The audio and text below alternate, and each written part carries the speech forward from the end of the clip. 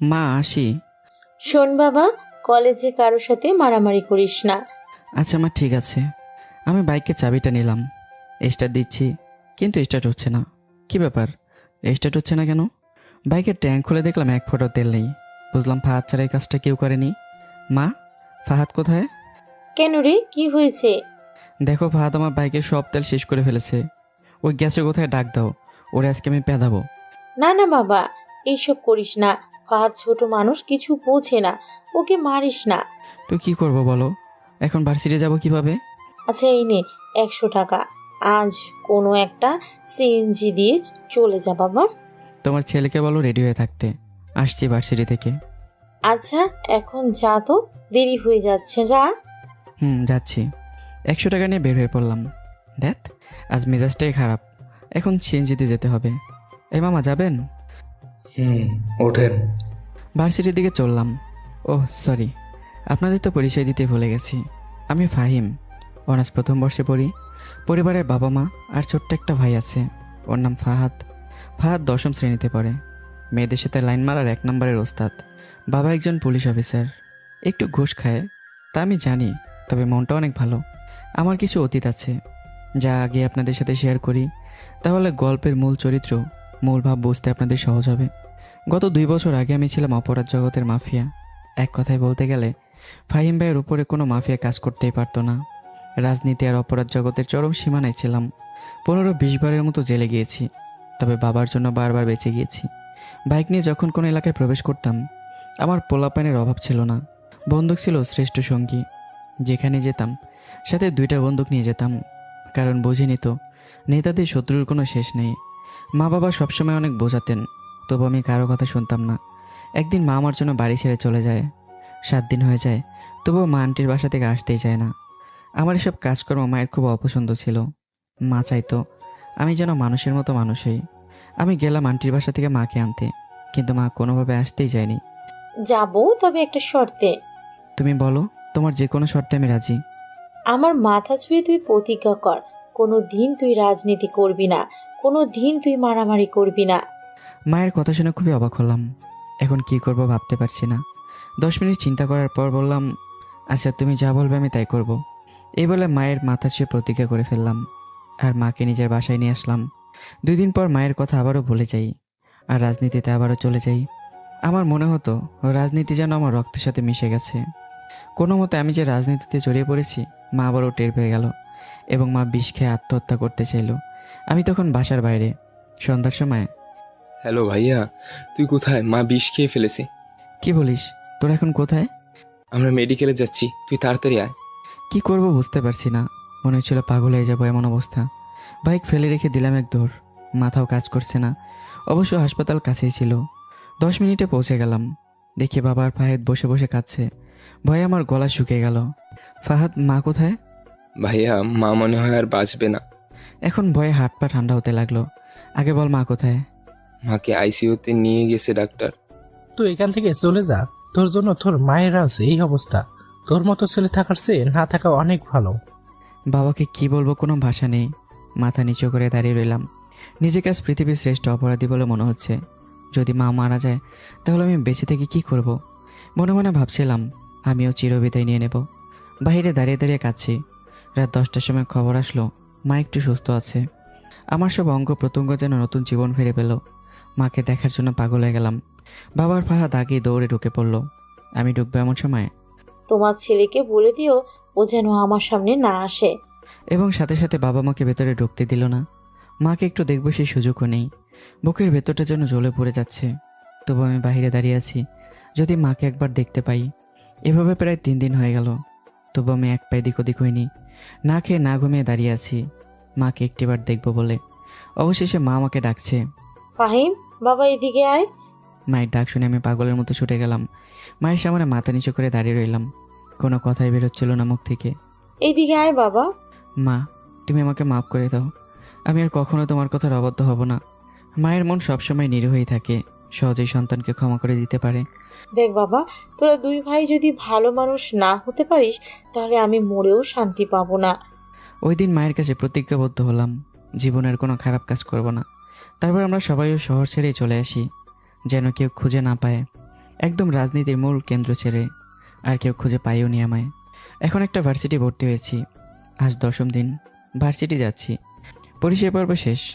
আশা করি এখন আপনারা গল্পটা বুঝতে পারবেন। এবার মূল গল্পে ফিরি। একটা সিএনজি নিয়ে ভার্সিটি পৌঁছালাম। মাত্র 10 দিন হয়েছে ভার্সিটি ভর্তি হয়েছি। তেমন কোনো বন্ধুবান্ধব নেই, তবে মাত্র একজন বন্ধু আছে, পিয়াস। প্রথম দিন ওর সাথে আমি পরিচিত হই। আরও আমার একমাত্র বন্ধু।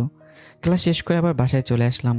তারপর থেকে আমি একটু অসুস্থ ছিলাম জন্য 4-5 দিন ভার্সিটিও যেতে পারিনি। যখন একটু সুস্থ হলাম আবার ভার্সিটি বের হবো এমন সময়, হ্যালো দোস্ত, তুই কই? আমি তো বাসায়, ভার্সিটি যাচ্ছি। তুই কোথায়? দোস্ত, আমি বাসায় কয়েকদিন ভার্সিটিতে যাব না। যাবি না কেন? কি হয়েছে? আরে বেটা, আর বলিস না। ভার্সিটিতে একজন বস এসেছে, তাও আবার মেয়ে। কি বলিস, তাই নাকি? হ্যাঁ, কয়েকদিন ধরে ভালোই গুন্ডামি করছে, কাউকে মানে না, তাই আমি কয়েকদিন যাব না। ও আচ্ছা, এই কাহিনী। তুই থাক তাহলে, আমি যাই।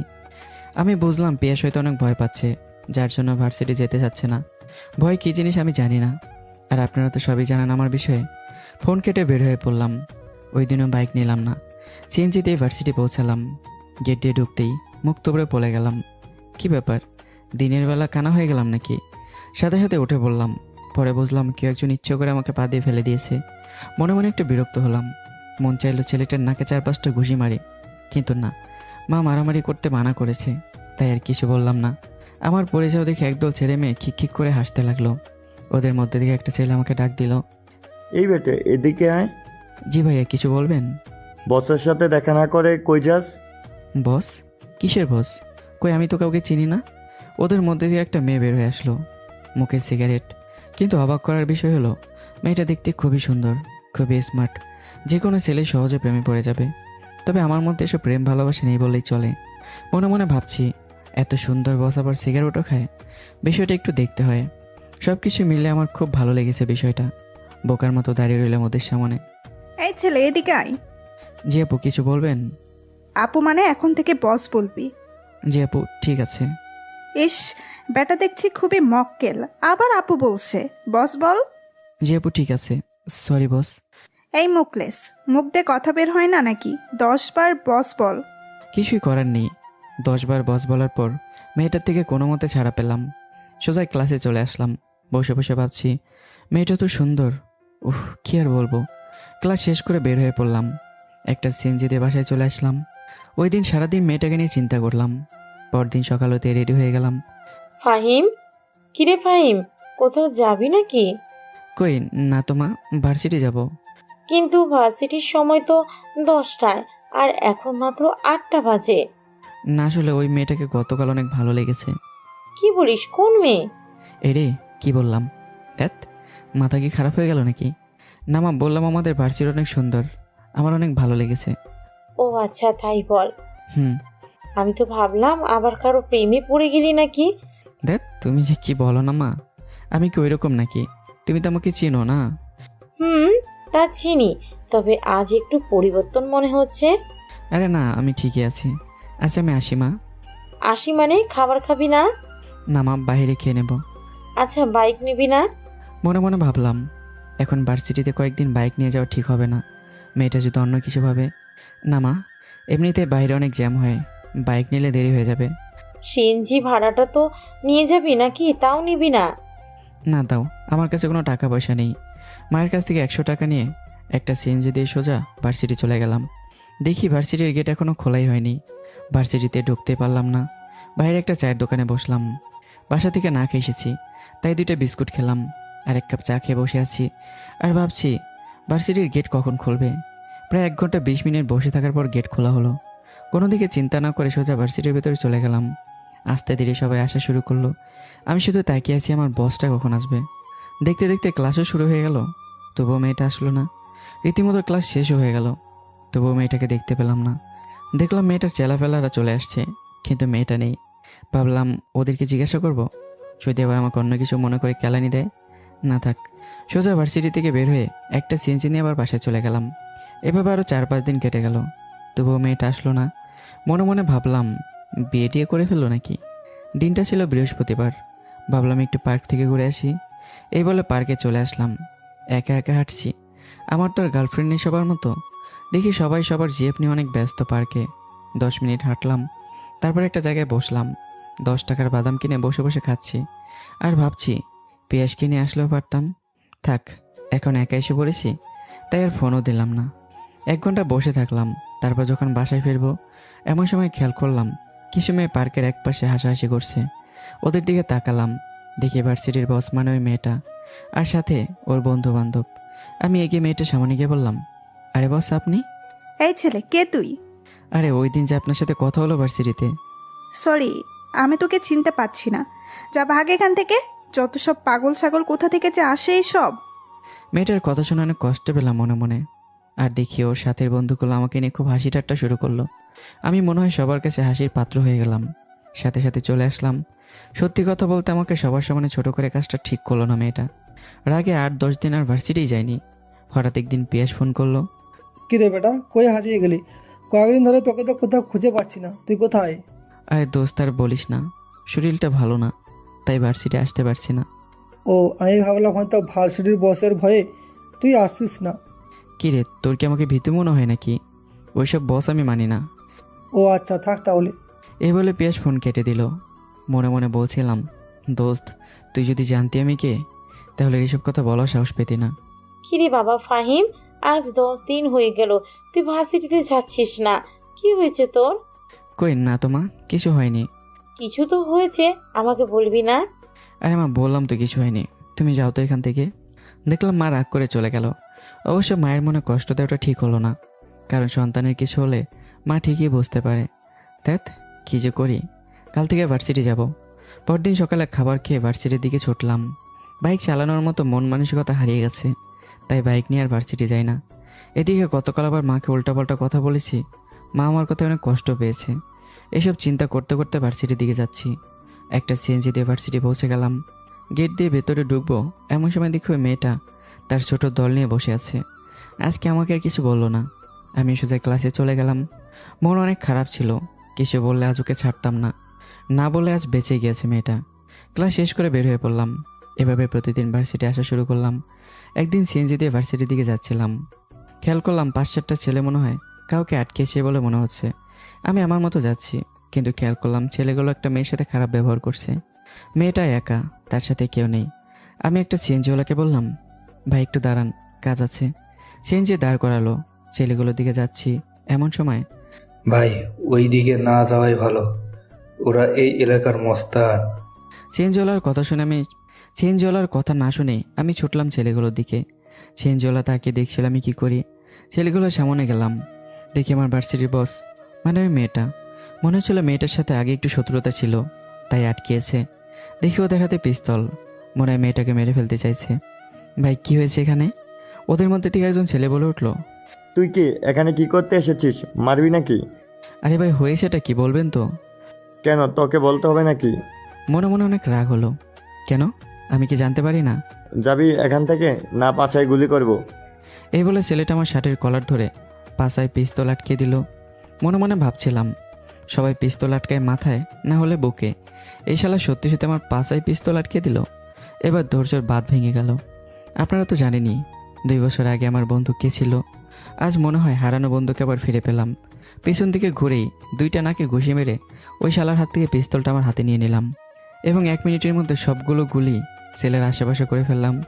ওদের আর কারো হাতে কোনো পিস্তলই ছিল না, মাত্র একজনের হাতেই ছিল। আমার পিস্তল চালানো দেখে ছেলেগুলো বুঝে যায় যে আমি কোনো মাফিয়া জগতের কেউ, তাই এমন দৌড়াদৌড়ি শুরু করলো। 1 কিলোমিটারের মধ্যেই তার আর পেছনে ফিরেও তাকালো না। কিন্তু যেই শালা আমার পাশে পিস্তল আটকে ছিল, ওই ব্যাটাকে ধরে আটকে ফেললাম। কিরে, আমাকে গুলি করবি না? এবার তোর পাশে 8-10টা গুলি করি, দেখ কেমন লাগে। ভাই ভাই, আমার ভুল হয়ে গেছে, আমাকে শেষবারের মতো ছেড়ে দেন। ছাড়বো তো নিশ্চয়ই, তবে আগে আমার জুতোগুলো ভালো করে মুছে দে। ঠিক আছে ভাই। এই বলে জুতা মোছা শুরু করলো। দেখি রুমাল দিয়ে মুছতে মুছতে আমার জুতো ছিঁড়ে ফেলবে এমন মনে হচ্ছে। মনে মনে আর হাসি আটকাতে পারলাম না। এবার ওঠ, অনেক মুচিগিরি করেছিস, এবার এই পুকুরে গিয়ে পাক্কা 120টা ডুব দিবি, নাহলে এখান থেকে তোর পাশায় গুলি করব। ঠিক আছে ভাই। এই বলে এক দৌড়ে পুকুরে নেমে একটানা ডুব শুরু করলো ছেলেটা। মনে মনে আমার খুব হাসি পাচ্ছিল। এদিকে গুলি শব্দে সারা শহরের লোকজন ভয়ে ছোটাছুটি শুরু করে দিয়েছে। এখনই পুলিশ আসবে বলে মনে হচ্ছে। পুলিশ ধরলে আবার আমার ঘুষখোর বাপ রাগ করবে। বেটা অনেকবার আমাকে বাঁচিয়েছে, তাই অন্য কিছু না ভেবেই মেয়েটাকে নিয়ে আগে কেটে পড়লাম। মেয়েটা শুধু আমার দিকে তাকিয়েছিল, ভয়ে কিছু বলছিল না। পুলিশ আসার আগে ওই জায়গা থেকে পালিয়ে যাই। মজার বিষয় হলো সিএনজিওয়ালা আমাকে তাকিয়ে দেখছিল। আমার মনে আছে প্রথম গুলিটা যখন করলাম দেখি সিএনজিওয়ালার সাথে সাথেই তার গাড়ি স্টার্ট দিচ্ছে, কিন্তু গাড়ি তখন স্টার্ট হচ্ছিল না। কোনো কিছু না ভেবে গাড়ি থেকে নেমে দৌড় দিতে যাবে, এমন সময় তার লুঙ্গিটা সিএনজির কোনো একটা নাটের সাথে আটকে পড়ে খুলে যায়। দেখি লুঙ্গি ফেলেই রেখে দৌড়। অবশ্য তার নিচে একটা হাফ প্যান্ট ছিল। হাস্যকর বিষয়, তাই না? আমি অনেক কষ্টে হাসি আটকেছি, না হলে তখন বিপদে পড়ে যেতাম। পরদিন ভার্সিটিতে এক অনুষ্ঠানে আমি আর আমার ছোট ভাই যাচ্ছিলাম। সেখানে যেতেই কতগুলো মহিলার মাঝখানে একটা মহিলার উপর আমার ভাই পড়ে যায়, আর এই মহিলাগুলোই আমাদেরকে দৌড়ানো শুরু করে। আমি আর ফাহাদ দৌড়াচ্ছি। এক দৌড়ে বাইকের কাছে এসে বললাম, ভাইয়া আমি চালাবো। একটা লাথি মেরে ফেলে দেবো কিন্তু। তারপরে মহিলা এসে ইচ্ছে মতো খেলাবে তোকে। না না ভাইয়া তুমিই চালাও, তবে আমাকে সাথে নিয়ে যাও। আমার পিছনে চোরের মতো উঠে বসে পড়। ফাহাদ আমার পিছনে চোরের মতো উঠে বসে পড়ল। অবশ্যর কাহিনী দেখে রীতিমতো হাসি পাচ্ছে, কারণ মহিলাদের দৌড়ানি খেয়ে ভয়ে আত্মরা হয়ে গেছে আমার ভাইটা। অন্য কিছু না ভেবে সোজা বাইক স্টার্ট দিলাম, একদম বাসায় এসে পড়লাম। আর এদিকে ভার্সিটি থেকে বন্ধুরা ফোন দিচ্ছে আর আমাকে খুঁজছে। আমি বলেছি আমার পেট খারাপ, তাই বাসায় চলে এসেছি। সবাই আমার উপর অনেক রাগ করলো, তবে আমার কিছু করার ছিল না। এখন যদি আবার ভার্সিটি যাই তাহলে মহিলাদের হাতে কেলানি খেতে হবে, আর মান সম্মানটাও মাটিতে মিশে যাবে। এসব চিন্তা করে আর গেলাম না ভার্সিটি। আমাকে রেখেই সবাই কেক কাটার কাজ শেষ করলো। অবশ্য অনুষ্ঠানটা আমার ভালোই লাগছিল, কিন্তু আমার ফাজিল ভাইটার জন্য পুরোটা শেষ করতেই পারলাম না। এই ব্যাটাকে আর কোথাও নিয়ে যাব না। এখন থেকে কোথাও গেলে নিজে একাই যাব। আর ফাহাদ যদি আমার সাথে যেতে চায় তাহলে কানে নিচে 4-5টা মেরে দেব। মা, ফাহাদকে দেখেই কিরে ফাহাদ, তোর জুতো কোথায়? এ না মানে আসলে জুতা খুলে ভাইয়ার ভার্সিটির একটা রুমে ঢুকেছিলাম, বের হয়ে দেখি জুতা কে যেন চুরি করে নিয়ে গেছে। কি বলিস রে? ফাইমের ভার্সিটির পোলাপাইন তো অনেক চোর দেখছি। হ্যাঁ মা, একদম নাম্বার 1 চোর সব কয়টা। আমি একপাশে দাঁড়িয়ে দাঁড়িয়ে সব শুনছিলাম। বেটা লুচ্চা বলছি কি না আমার ভার্সিটির পোলাপান চোর, আজ ওর খবর আছে। এসব কথা বলতে বলতে মার ফাহাদ ভেতরে চলে গেল। বিকেলবেলা ফাহাদ কোথায় জেনে বের হবে এমন সময়, এই ফাহাদ এদিকে আয়। আমি ফাহাদকে ডাক দিয়ে আমার রুমে নিয়ে আসলাম। ভাইয়া কিছু বলবি আমাকে? হ্যাঁ বলবো। আচ্ছা, বাসায় যখন ঢুকছিলি তখন মা তোকে কি জিজ্ঞাসা করেছে? ওই সময় মা তোর ভার্সিটির পোলাপাইনের কথা জিজ্ঞেস করছিল, অন্য কিছু নয়। ও, ভালো কথা। তা তুই কি বললি? আরে আমি আর কি বলবো, তোর ভার্সিটি সম্পর্কে কি আমি খারাপ কিছু বলতে পারি? বলছি তোর ভার্সিটি ছেলেরা অনেক ভালো, হ্যান্ডসাম, অনেক ভদ্র ইত্যাদি এসব। ও আচ্ছা, তা তুই এত কিছু জানলি কিভাবে? না মানে ভাইয়া বানিয়ে বানিয়ে বলে দিয়েছি। ও, আর এটা বলেছিস যে আমার ভার্সিটির পোলাপান সবগুলো চোর, তাই না? সরি ভাইয়া, মাফ করে দে, ভুল হয়ে গেছে। মাকে কি বলবো বুঝতে পারছিলাম না, তাই এসব বলে দিয়েছি। তাহলে এখন লক্ষ্মী ভাইয়ের মতো কান ধরে দাঁড়িয়ে পড়ো। প্লিজ ভাইয়া ছেড়ে দে। এখন কিন্তু কষিয়ে চর মারবো। যেটা বলছি সেটা কর, আর কোনো কথা আমি শুনতে চাই না। ফাহাদ কেঁদে কেঁদে কান ধরে পাক্কা 20 মিনিট দাঁড়িয়ে রইল। তারপর আগে মুখ লাল করে চলে গেল। এদিকে আজ অনুষ্ঠান ছিল, তাই আগামীকাল ভার্সিটি বন্ধ থাকবে বলে স্যার বলে দিয়েছে। দিনটা এভাবেই কেটে গেল। পরের দিনও কেটে গেল। ভার্সিটি আজ খোলা।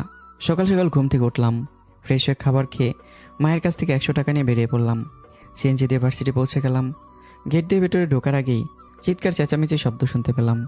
ভার্সিটির ভেতর থেকে মনে হচ্ছে বড় ধরনের মারামারি হয়েছে বলে মনে হচ্ছে। এক দৌড়ে ভার্সিটির ভেতরে প্রবেশ করলাম। ভার্সিটিতে গিয়ে অবাক হয়ে গেলাম, এত মানুষের ভিড় কেন? কি হয়েছে এখানে? দেখে পোলাপানে চারপাশ দিয়ে কাউকে ঘিরে রেখেছে। বিষয়টা একটু দেখতে হয়। অন্য কিছু না ভেবে সোজা মানুষের ভিড় ঠেলে ভেতরে ঢুকে পড়লাম। তারপর যা দেখলাম, এটা দেখার জন্য আমি মোটেও প্রস্তুত ছিলাম না। দেখে পিয়াস রক্তাক্ত অবস্থায় মাটিতে পড়ে আছে। ওকে দেখে আমার প্রায় পাগলের মতো অবস্থা। দোস্ত, তোর এই অবস্থা হলো কি করে? কথা বল দোস্ত প্লিজ। কিন্তু পিয়াস কোনো কথা বলতে পারলো না। বুঝলাম অজ্ঞান হয়ে গেছে। রক্তে চারপাশটা ভেসে গেছে। কারা ওকে মেরেছে কেউ কিছু বলতে পারছে না ভয়ে। কেউ দৌড়তেও চাইছে না। ওকে কাঁধে নিয়ে ছুটলাম রাস্তার দিকে। 5-7 মিনিট দাঁড়িয়ে থাকলাম, কোনো গাড়িও থামছে না। পিয়াসের এই অবস্থা দেখে সবাই ভয়ে চলে যাচ্ছে। এদিকে পিয়াসের রক্তে আমার শার্টটা একদম ভিজে গেছে। কেউ সাহায্যের হাত বাড়াচ্ছে না। যেভাবে হোক পিয়াসকে হাসপাতালে নিয়ে যেতে হবে এবং ওকে বাঁচাতে হবে। কোনো কিছু না ভেবেই আর আগে কাঁধে নিয়ে ছুটলাম পিয়াসকে। হেঁটে যেতে যেতে প্রায় 50 মিনিট লেগে গেছে। অনেক কষ্টে পিয়াসকে হসপিটালে নিয়ে আসলাম। ওকে নিয়ে আসতে আসতে নিজেও আত্মরা হয়ে গেছি। একটা ট্রলি দিয়ে ওকে নিয়ে গেলাম এমার্জেন্সি রুমে। ডক্টর বলল, অনেক রক্তক্ষরণ হয়ে গেছে, আপনি তাড়াতাড়ি রক্তের ব্যবস্থা করেন, নইলে ওনাকে বাঁচানো যাবে না। না না, এইসব কথা বলবেন না, ওকে বাঁচাতে হবে। আমি রক্ত নিয়ে আসছি। একটু তাড়াতাড়ি করেন প্লিজ। আচ্ছা প্লিজ, আপনারা ওর ভর্তির ব্যবস্থা করেন প্লিজ, আমি আসছি। এই বেলা আমি রক্তের সন্ধানে বের হয়ে পড়লাম। যেভাবেই হোক পিয়াসকে বাঁচাতেই হবে। সত্যি কথা বলতে পিয়াসের বাবা নেই। পিয়াস টিউশনি করে অনেক কষ্টে তাদের সংসার চালায়। ওর একটা ছোট বোন আর মা আছে শুনেছি পিয়াসের কাছে, কিন্তু দেখিনি কখনো। বলেছিল এসএসসি পরীক্ষা দেবে ছোট বোন। আমি কি করব বুঝতেছি না। পিয়াসের ফোনটাও নেই, এদিকে কথা বলতে পারছে না পিয়াস। বিপদের কোনো শেষ নেই। ওর বাসার লোকজনকে কিভাবে জানাবো? এখন এসব চিন্তা করলে হবে না, রক্ত খুঁজে বের করতে হবে যেভাবেই হোক। সাথে টাকাও নেই, কি করি এখন? ভাবলাম মাকে একটা ফোন দিয়ে কিছু টাকা আনতে বলি। হ্যালো মা, কোথায় তুমি? তাড়াতাড়ি একটু হসপিটালে আসো, আমার বন্ধু পিয়াস অ্যাক্সিডেন্ট করেছে। কি বলিস, কোন হসপিটালে তোরা এখন? জি মা, আমরা মেডিকেল কলেজ হসপিটালে আছি, তুমি টাকা নিয়ে তাড়াতাড়ি আসো। আচ্ছা ঠিক আছে, আমি এখনই আসছি। এদিকে আমি রক্তের সন্ধান করছি, কোথাও খোঁজ পাচ্ছি না। হঠাৎ একটা মেয়ের সাথে আমার ধাক্কা লাগলো। সরি। It's okay. খেয়াল করলাম ভার্সিটির ওই মেয়েটা, যাকে আমি ঘন্টাদের হাত থেকে বাঁচিয়েছিলাম, আমাকে দেখেই চিনে ফেলেছে। আরে আপনি ফাহিম না? ওই দিন তো আমাকে বাঁচালেন। হ্যাঁ। আচ্ছা আমি এখন আসি, খুব বিপদে আছি, রক্তের প্রয়োজন অনেক। কেন, কি হয়েছে? না আসলে আজ ভার্সিটিতে কারা জানি পিয়াসকে মেরে রক্তাক্ত করে ফেলেছে, এখন অনেক রক্তের প্রয়োজন। কি বলেন এইসব? আচ্ছা, রক্তের গ্রুপ কি আপনার বন্ধুর? AB positive. তাই নাকি? আমার রক্তের গ্রুপও তো এবি পজিটিভ। প্লিজ আপনি আমাকে একটু রক্ত দিয়ে সাহায্য করেন, না হলে পিয়াস মারা যাবে। আমি থাকতে আপনার বন্ধু মারা যাবে তা কি করে হয়? আমি দিব রক্ত, চলেন। মনে মনে একটু সাহস পাচ্ছিলাম। মেয়েটাকে ডক্টরের কাছে নিয়ে গেলাম। ডক্টরের রক্ত পরীক্ষা করে বলল, সব কিছু ঠিক আছে, ব্লাড ট্রান্সফার করা যাবে। প্লিজ তাহলে দেরি না করে ব্লাড ট্রান্সফার শুরু করেন। ডক্টর আমাকে রুম থেকে বের করে দিল এবং পিয়াসের শরীরে রক্ত দেওয়া শুরু করলো।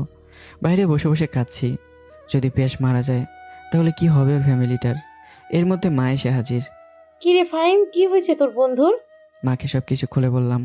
তারপর মা বুঝতে পারলো এখন রক্ত দেওয়া হচ্ছে পিয়াসকে। ও আচ্ছা ঠিক আছে, রক্ত দেওয়া শেষ হোক, এই পর্যন্ত আমরা অপেক্ষা করি। মা আর ফাহাদ এসেছে, আমি মাথা নিচু করে বসে আছি। ভাইয়া কাঁদিস না, সব ঠিক হয়ে যাবে। ফাহাদকে বুকে জড়িয়ে কেঁদে কেঁদে বললাম, সব যেন ঠিক হয়ে যায়। এর মধ্যে মেয়েটা বের হয়ে এলো, বুঝলাম রক্ত দেওয়া শেষ। আচ্ছা পিয়াস এখন কেমন আছে? রক্ত দেওয়া তো শেষ হলো, এখন একটু ভালো আছে। আপনাকে কি বলে ধন্যবাদ দেবো সেই ভাষা আমার জানা নেই। আরে না, কি বলছেন? আপনি আমার জীবন বাঁচিয়েছেন, তার তুলনায় এটা কিছুই না। আচ্ছা আপনি কি চলে যাবেন এখন? হ্যাঁ চলে যাব, আসলে আমার শরীরটা একটু খারাপ লাগছে। বুঝলাম রক্ত দেওয়ার কারণে তার শরীরটা দুর্বল লাগছে। আচ্ছা আমি কি আপনাকে এগিয়ে দিয়ে আসবো? না না, আমি একাই যেতে পারবো, কোনো সমস্যা হবে না। আপনি বরং আপনার বন্ধুর পাশে থাকেন, ওনার পাশে থাকা এখন প্রয়োজন। কথা শুনে বুঝলাম মেয়েটাকে যেমন ভেবেছিলাম তেমনটা নয়। আচ্ছা দেখে শুনে যাবেন। আল্লাহ হাফেজ। এই বলে মেয়েটা চলে গেল।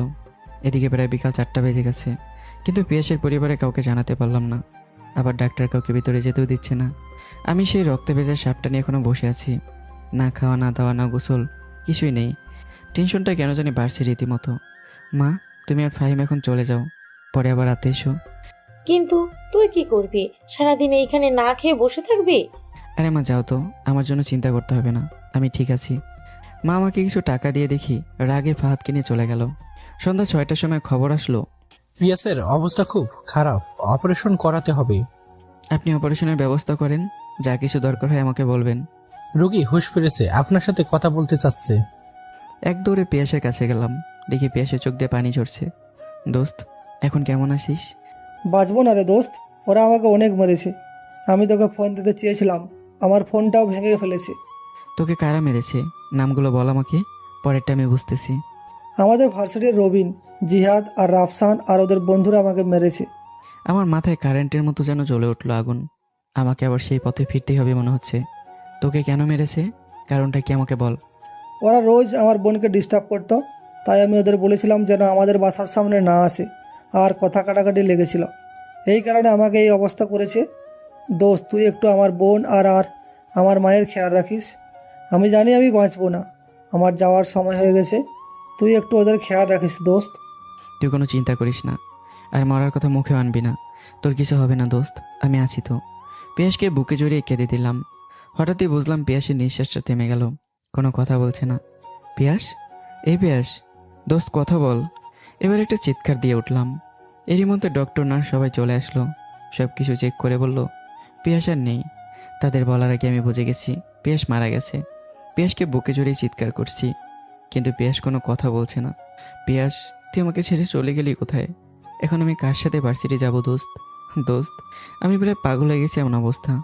কষ্টে আমার বুক ফেটে যাচ্ছে। রাত 9টা বেজে গেছে। পিয়াস মারা যাওয়ার আগে তার বাসার ঠিকানা আমাকে বলে গিয়েছে। হসপিটাল থেকে ডাক্তাররা বলেছে চলে যেতে। বুঝলাম মৃত ব্যক্তির কারো কাছে কোনো মূল্য নেই, তাই তারা তাড়িয়ে দিচ্ছে। আমি ওর আগে পিয়াসকে কাঁধে নিয়ে বের হয়ে পড়লাম হসপিটাল থেকে। সারাদিন না খেয়ে শরীরের কোনো শক্তি পাচ্ছিলাম না। বারবার নামিয়ে দিচ্ছি আর বলছি দোস্ত তুই রাগ করিস না। বারবার নামিয়ে দিচ্ছি বলে সারাদিন কিছু খাইনি তো, তাই শক্তিটা কমে গেছে। তবে তুই রাগ করিস না, আমার কোনো কষ্ট হচ্ছে না। আমি তোকে যেভাবেই হোক তোর মা আর বোনের কাছে নিয়ে যাব। 20 মিনিট পর কাঁধে নেওয়ার পর রাস্তার একপাশে বসে পড়লাম। আর পারছি না। এদিকে বৃষ্টিও শুরু হয়ে গেছে। পিয়াস আর আমি দুজনে বৃষ্টির পানিতে ভিজে লুটুপুটু হয়ে যাচ্ছি। আরও 10 মিনিট পিয়াসকে কাঁধে করে নিয়ে হাঁটার পর দেখি এবার মনে হয় নিচেই মারা যাব। একদিকে বৃষ্টির পানিতে ঠান্ডা লাগছে, অন্যদিকে পিয়াসের লাশ কাঁধে। কি করব, দিশেহারা হয়ে গেছি প্রায়। দেখি একটা ভ্যান আসছে। ওনাকে বললাম ভাই আমি খুব বিপদে পড়েছি, আমাকে একটু সাহায্য করুন। ভ্যান চালক আমাকে বলল আপনি ওনাকে নিয়ে ভ্যানে উঠে বসেন। রাত 10টা 30 মিনিটে পিয়াসের বাসায় পৌঁছালাম। ভ্যান থেকে পিয়াসের লাশটা কাঁধে নিলাম। দরজাটা খোলা ছিল তাই ঢুকে পড়লাম। দেখি পিয়াসের মা ও বোন কেক নিয়ে বসে আছে। কেকের উপরে লেখা হ্যাপি বার্থডে টু ইউ পিয়াস। তারপর বুঝতে পারলাম আজকে পিয়াসের জন্মদিন ছিল। বুঝতে পারছি না এখন পরিস্থিতি কোথায় গিয়ে দাঁড়াবে। পিয়াসের লাশটা মেঝেতে নামালাম। পিয়াসের মা দিকে অবাক হয়ে আছে। কি দেখছে এটা, নিজের চোখকে সে বিশ্বাস করতে পারছে না। অন্যদিকে পিয়াসের বোন পিয়াসের কাছে সে অবাক হয়ে তাকিয়ে আছে, কোনো কথা বলছে না। আমি বুঝতে পারছিলাম না ওদের কী হয়ে গেছে। কোনো কথা বলছে না, কান্নাও করছে না। বিষয়টা কি বুঝতে পারছি না। 5-6 মিনিট পরেই কান্নাকাটি শুরু হয়ে গেল। দেখি পিয়াসের মা বারবার বলছে বাবা উঠ, কেক কাটবি না? এই ছেলে উঠ, সারাটা দিন তোর জন্য কেক নিয়ে বসে আছি। এই সমস্ত কথাবার্তা শুনে আরও কষ্টে আমার বুক ফেটে যাচ্ছে। কাঁদতে কাঁদতে এখন আর চোখ দিয়ে পানি বের হচ্ছে না আমার। ছোট বোনটা ভাইয়ের শোকে আধমরা হয়ে গেছে। ভাবলাম এভাবে চলতে থাকলে ওরা দুজন হয়তো মারা যাবে, নাহলে পাগল হয়ে যাবে। অনেক বোঝালাম তাদের, কিন্তু তারা এরকম মৃত্যু কিছুতে মেনে নিতে পারছে না। আর মানবে বা কী করে? পরিবারটা তো মনে হয় শেষ হয়ে যাচ্ছে চোখের সামনে। রাতে আমি বিভিন্ন মসজিদে মাইকিং করে দিলাম সকাল 10টায় জানাজা হবে। দেখতে দেখতে সকাল 10টা হয়ে গেল। সারা রাত আমি পিয়াসের পাশে বসেছিলাম। সাথে ওর মা ও বোনও ছিল। ওরা আধমরা হয়ে গেছে। এদিকে সকাল 10টা বেজে গেল। পিয়াসকে নিয়ে বের হয়ে পড়লাম। এখন আমার শার্ট ওই প্যান্টই, তবে রাতে বৃষ্টির পানিতে রক্তগুলো ধুয়ে গেছে। জানাজা শেষ করে মাটি দিয়ে পিয়াসের বাসায় আসলাম। আন্টি, যা হবার তাই হবেই, আমরা তো আর ফেরাতে পারি না। এখন থেকে আমি আপনার ছেলে পিয়াস। আমার ছেলেটা সবাইকে ছেড়ে চলে গেল না ফেরার দেশে। কেউ যায়নি আন্টি, আমি আসি তো, আপনাদের কোনো ক্ষতি হতে দেব না। বুঝলাম আমার কথায় আন্টি অনেকটা সান্ত্বনা পেয়েছে। আন্টি, আমি এখন একটু বাসায় যাই, বিকেলে আবার আসবো। আচ্ছা বাবা যাও। আন্টিকে সালাম দিয়ে চলে আসলাম নিজের বাসায়। প্রথমে গোসল করলাম, তারপর মাকে বললাম যে পিয়াস মারা গেছে। বুঝলাম মায়ের মন খারাপ হয়ে গেছে, কিছুই বলল না। আমি খাবার খেয়ে বেশি কথা না বলেই নিজের রুমে চলে আসলাম। মনে মনে ভাবছি একটু আগের রূপে ফিরে যাই। পিয়াসের খুনিদের মারতে হবে, না হলে আমার আর ঘুম হবে না শান্তিতে। বিকেল আবারও পিয়াসের মায়ের কাছে গেলাম। অনেক গল্প করলাম এবং বুঝলাম পিয়াসের মা একটু খুশি হয়েছে আমাকে পেয়ে। পিয়াসের বোনটাকে বোঝালাম, সামনে তোমার এসএসসি পরীক্ষা, ভালো করে পড়তে হবে। আমি তোমাকে প্রতিদিন নিয়ে যাবো, আবার নিয়ে আসবো। তুমি কোনো চিন্তা করো না, মনোযোগ সহকারে পড়াশোনা করো। এই বলে চলে আসলাম। বাসায় এসে আমার গোপন আলমারি থেকে 2টা পিস্তল বের করে বিছানার নিচে রাখলাম। পরদিন সকালে ঘুম থেকে উঠে খাওয়া দাওয়া শেষ করে পিস্তল 2টা পেছনে গুজে ভার্সিটির উদ্দেশ্যে রওনা হলাম। সামনে আজকে যাকে পাবো তাকে না ফেরার দেশে পাঠিয়ে দেব। একটা সিএনজি নিয়ে ভার্সিটি চলে গেলাম। ভার্সিটির ভেতরে গিয়ে কারোর সাথে তেমন কথা বললাম না। সত্যি বলতে কী আছে যে তার সাথে কথা বলবো। সোজা ক্লাসে চলে গেলাম। চুপ করে সবার পেছনের সিটে বসে পিয়াসের খুনিদের খুঁজছি মনে মনে, কিন্তু কাউকে দেখছি না আশেপাশে। মনে হয় আজ কেউ আসেনি। ক্লাস শেষ করলাম এবং রবিনা জিহাদের বাসার ঠিকানা পেয়ে গেলাম। বুঝলাম ওরা বিষয়টা জেনে গেছে, তাই হয়তো গা ঢাকা দিয়েছে। ক্লাস শেষ করে বাসায় আসলাম। আবার বিকেলে বের হয়ে পড়লাম রবিনা জিহাদের এলাকার দিকে। সাথে পিস্তল 2টা ভালো করে পিছনে গুঁজে নিলাম। সামনে পেলেই গুলি করব ওদের। সারা শহরে আমার পোলাপান ছিল। ওদের এলাকায় ঢুকতেই পোলাপানের সাথে দেখা। ভাই ভাই আপনি এখানে এতদিন কই ছিলেন ভাই? আমি ছিলাম ভাই একটু বিপদে। শোন, তোদের একটা কথা বলি। জি ভাই, একটা না 4-5টা বলেন। তারপর রবিন আর জেহাদের কথা পোলাপানদের বললাম। ওরা বলল একদিনের মধ্যে খবর এনে দেবে। আমি সন্ধ্যার আগে আবারও পিয়াসের বাসায় গেলাম। দেখি আন্টি রান্না করেছে। তারপর অনেক গল্প করলাম। রাতের খাবার পিয়াসের বাসায় গিয়ে খেয়ে নিলাম। আন্টিকে বলে আসলাম, যা প্রয়োজন আমাকে বলবেন, নিজের ছেলে মনে করে। যেসব জিনিস আন্টির বাসায় নেই আন্টি আমাকে বলল। আমি বলেছি সকালে এনে দেবো বাজার থেকে। পরদিন সকাল হতেই চলে গেলাম বাজারে। আন্টি যাবতীয় সব জিনিস কিনে আন্টির বাসায় দিয়ে আসলাম। আন্টি খুব খুশি। তারপর ভার্সিটি যাব বলে চলে আসলাম। ভার্সিটি গিয়ে আবারও আশেপাশে ওদের খুঁজছিলাম, কিন্তু কাউকে দেখতে পেলাম না। বুঝলাম যে ওরা আসেনি। ক্লাসের একটা ছেলের কাছে রাফসানের বাসার ঠিকানাটা নিয়ে নিলাম। বিকেলে রাফসানের এলাকায় ঢুকলাম। ওইখানে আমার পোলাপানের অভাব নেই। এলাকায় প্রবেশ করতেই পোলাপান আমাকে ঘিরে ফেলেছে। তারপর রাফসানের কথা ওদের বলে আসলাম। ওরা বলল একদিনের মধ্যে সব খবর আমাকে দেবে। আবারও চলে আসলাম। বুঝলাম এখন থেকে যা করার সব আমার পোলাপানই করবে। রাতে ফোন এলো রবিন আর জিহাদের এলাকা থেকে। পোলাপান খবর পেয়েছে রবিন আর জিহাদ একসাথে আছে। ওরা আগে থেকে একটু ভালো বন্ধু ছিল, আর এখন নাকি একটা নাইট ক্লাবে আছে। তারপর আমাকে নাইট ক্লাবের নামটা বলে দিল। আমি আগে থেকেই শহরের কোথায় গিয়েছে সব জানতাম। রাত 11টার সময় বের হয়ে পড়লাম। সাথে কিছু মুখোশ নিলাম যাতে কেউ চিনতে না পারে। রাত 12টার সময় নাইট ক্লাবে পৌঁছালাম। ভেতরে ঢোকার আগে বুঝলাম ভালোই নাচ গান হচ্ছে। পিস্তলে ভালো করে বুলেট ভরে নিয়ে সব কিছু রেডি করে রাখলাম যাতে সমস্যা না হয়। আমি আস্তে আস্তে ঢুকে পড়লাম। অনেক পোলাপান ভেতরে মদ পান করছে। আমি আবার এসব নেশায় ছিলাম না। আমি আমার মতো রবিনা জিহাদকে খুঁজছি। হঠাৎই দেখি রবিনা জিহাদ বসে বসে নেশা করছে, জুয়ো খেলছে। আমি এবার আর দেরি করলাম না। বাথরুমে ঢুকে সব কিছু বদলে ফেললাম আর মুখোশটা ভালো করে পরলাম। বাথরুম থেকে বেরোতেই কোনো কথা নেই, সোজা ওদের কাছে চলে গেলাম। ওরা তখন খেলা নিয়ে বিজি ছিল, আমাকে খেয়াল করেনি। পেছন থেকে পিস্তল 2টা বের করলাম। 2 হাতে 2টা পিস্তল নিয়ে রবিনের বুকে 4টা গুলি করলাম। জিহাদের মাথায় 2টা করলাম। এদিকে সবাই আতঙ্ক হয়ে গেছে গুলির শব্দে। রবিন আর জিহাদ সাথে সাথে মারা গেল। বুঝলাম পুলিশ আসতে বেশি সময় লাগবে না। কেটে পড়ি এখান থেকে, না হলে ভেজালে পড়ে যাব। সাথে সাথে কেটে পড়লাম। পিস্তল 2টা হাতে। যদি কেউ আটকাতে চায় তাহলে বুকে গুলি করে দেব। ভয়ে কেউ সামনে আসার সাহস পেল না। আর আমি অন্যদিকে না থেকে সোজা বাসায় চলে আসলাম। রাত তখন 4টা বেজে গেছে। সবাই ঘুমাচ্ছিল, কেউ টেরও পায়নি। আর খুনগুলো এত চিন্তাভাবনাও নিখুঁত করে করেছি, জানি পুলিশ তার কোনো সূত্র বের করতে পারবে না। ওই দিন আর টেনশনে ঘুমিয়ে হলো না, বুঝতেই তো পারছেন। এদিকে সকালে বাবার কাছে খবর আসলো গতকাল 2টা মার্ডার হয়েছে নাইট ক্লাবে। আর বাবার কাছে দায়িত্ব পড়লো খুনিকে খুঁজে বের করার। সত্যি কথা বলতে রবিন আর জিহাদ ছিল কোটিপতির ছেলে। ওদের কোনো টাকা পয়সার অভাব নেই আমি জানি, তাই ওদের বাবারা অনেক চেষ্টা করবে আমাকে খুঁজে বের করার। সেই বিষয় নিয়ে আমার টেনশন নেই, কারণ অপরাধ যেমন পৃথিবীতে আছে তেমনি তার শাস্তির ব্যবস্থাও আছে। কোনো অপরাধী আজ পর্যন্ত মুক্তি পায়নি।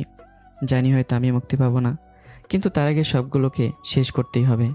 দেখি বাবা খুব তাড়াতাড়ি করে অফিসের দিকে চলে গেল।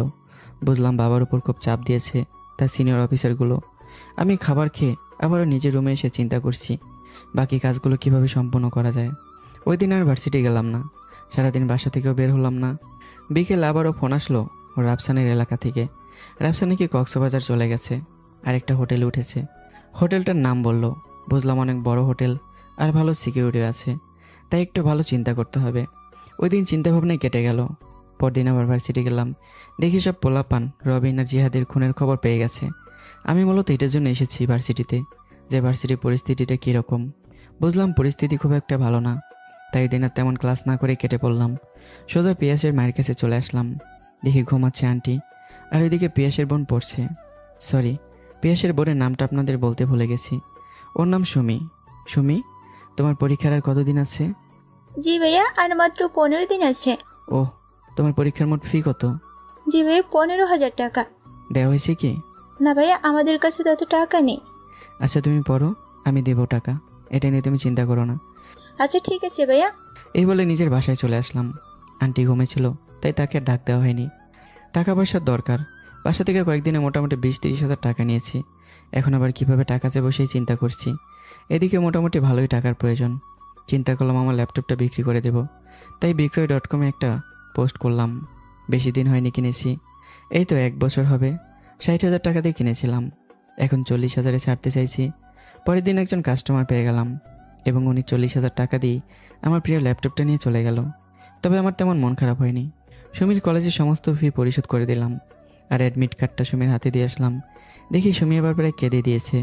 পেছন থেকে, ফাহিম বাবা, তোমার এই ঋণ আমরা কোনো দিন ভুলবো না। কি বলছেন আন্টি? আমি তো আপনার ছেলে, আর ছেলেরা মা বোনের জন্য করবে না তো কার জন্য করবে?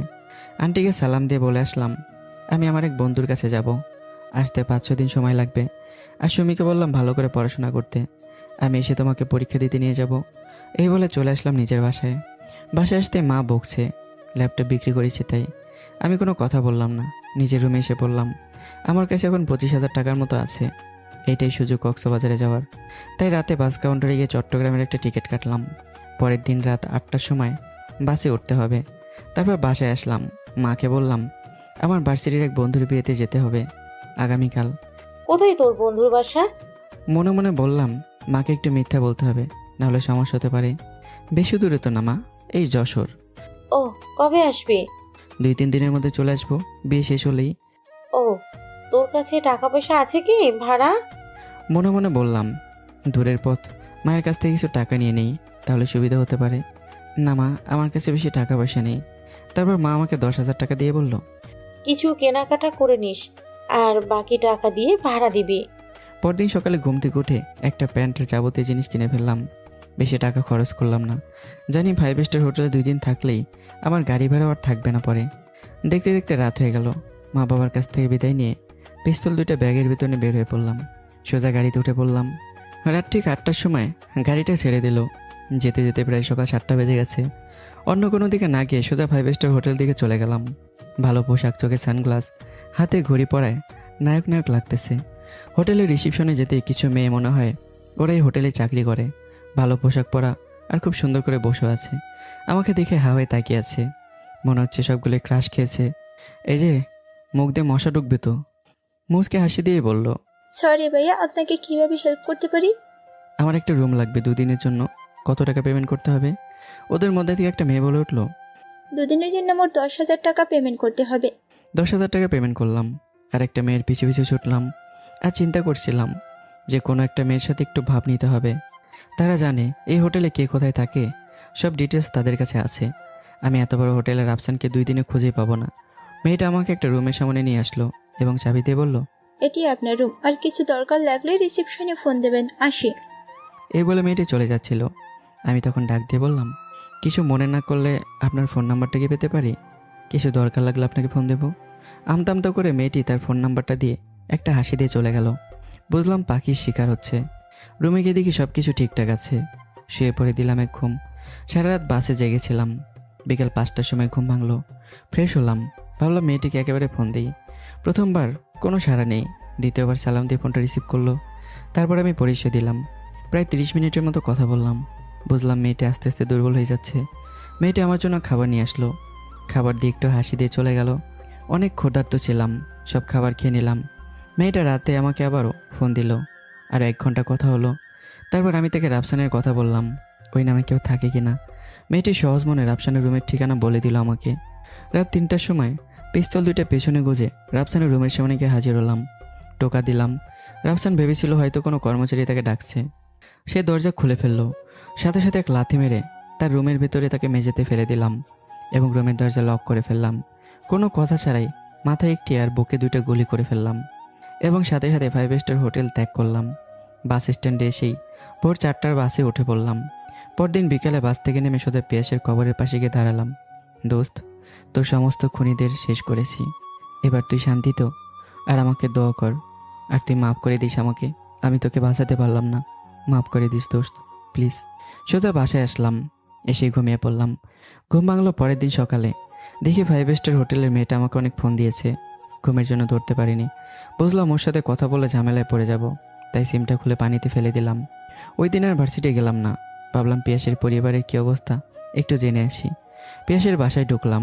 পিয়াসের মা ও বোন দেখি ভালোই আছে। এদিকে সুমির পরীক্ষার মাত্র কয়েকদিন বাকি। আবার নিজের বাসায় চলে আসলাম। পরদিন সকালে ভার্সিটি গেলাম। গেট দিয়ে ঢুকতে দেখি কিছু পোলাপান, মনে হয় নতুন কোনো গ্রুপ। ওদের মধ্যে থেকে একটা ছেলে বলল এই বেটা এদিকে আয়। এমনিতেই মন মেজাজ ভালো না, তারপর আজ যদি আবারও বেশি তেরামি করে তাহলে আজ বেটাদের বোঝাবো আমি কে। জি ভাই, কিছু বলবে? বাসে দিতে এসে এত বাপলসকে, তোর বাসা কোথায়? বুঝলাম কোনো কারণ ছাড়াই ঝগড়া করতে চাইছে। কই না তো ভাই, কিন্তু ছেলেটি আমার কোনো কথা শুনলো না। সোজা এসে আমার কলার ধরে 2টা থাপ্পড় মারলো।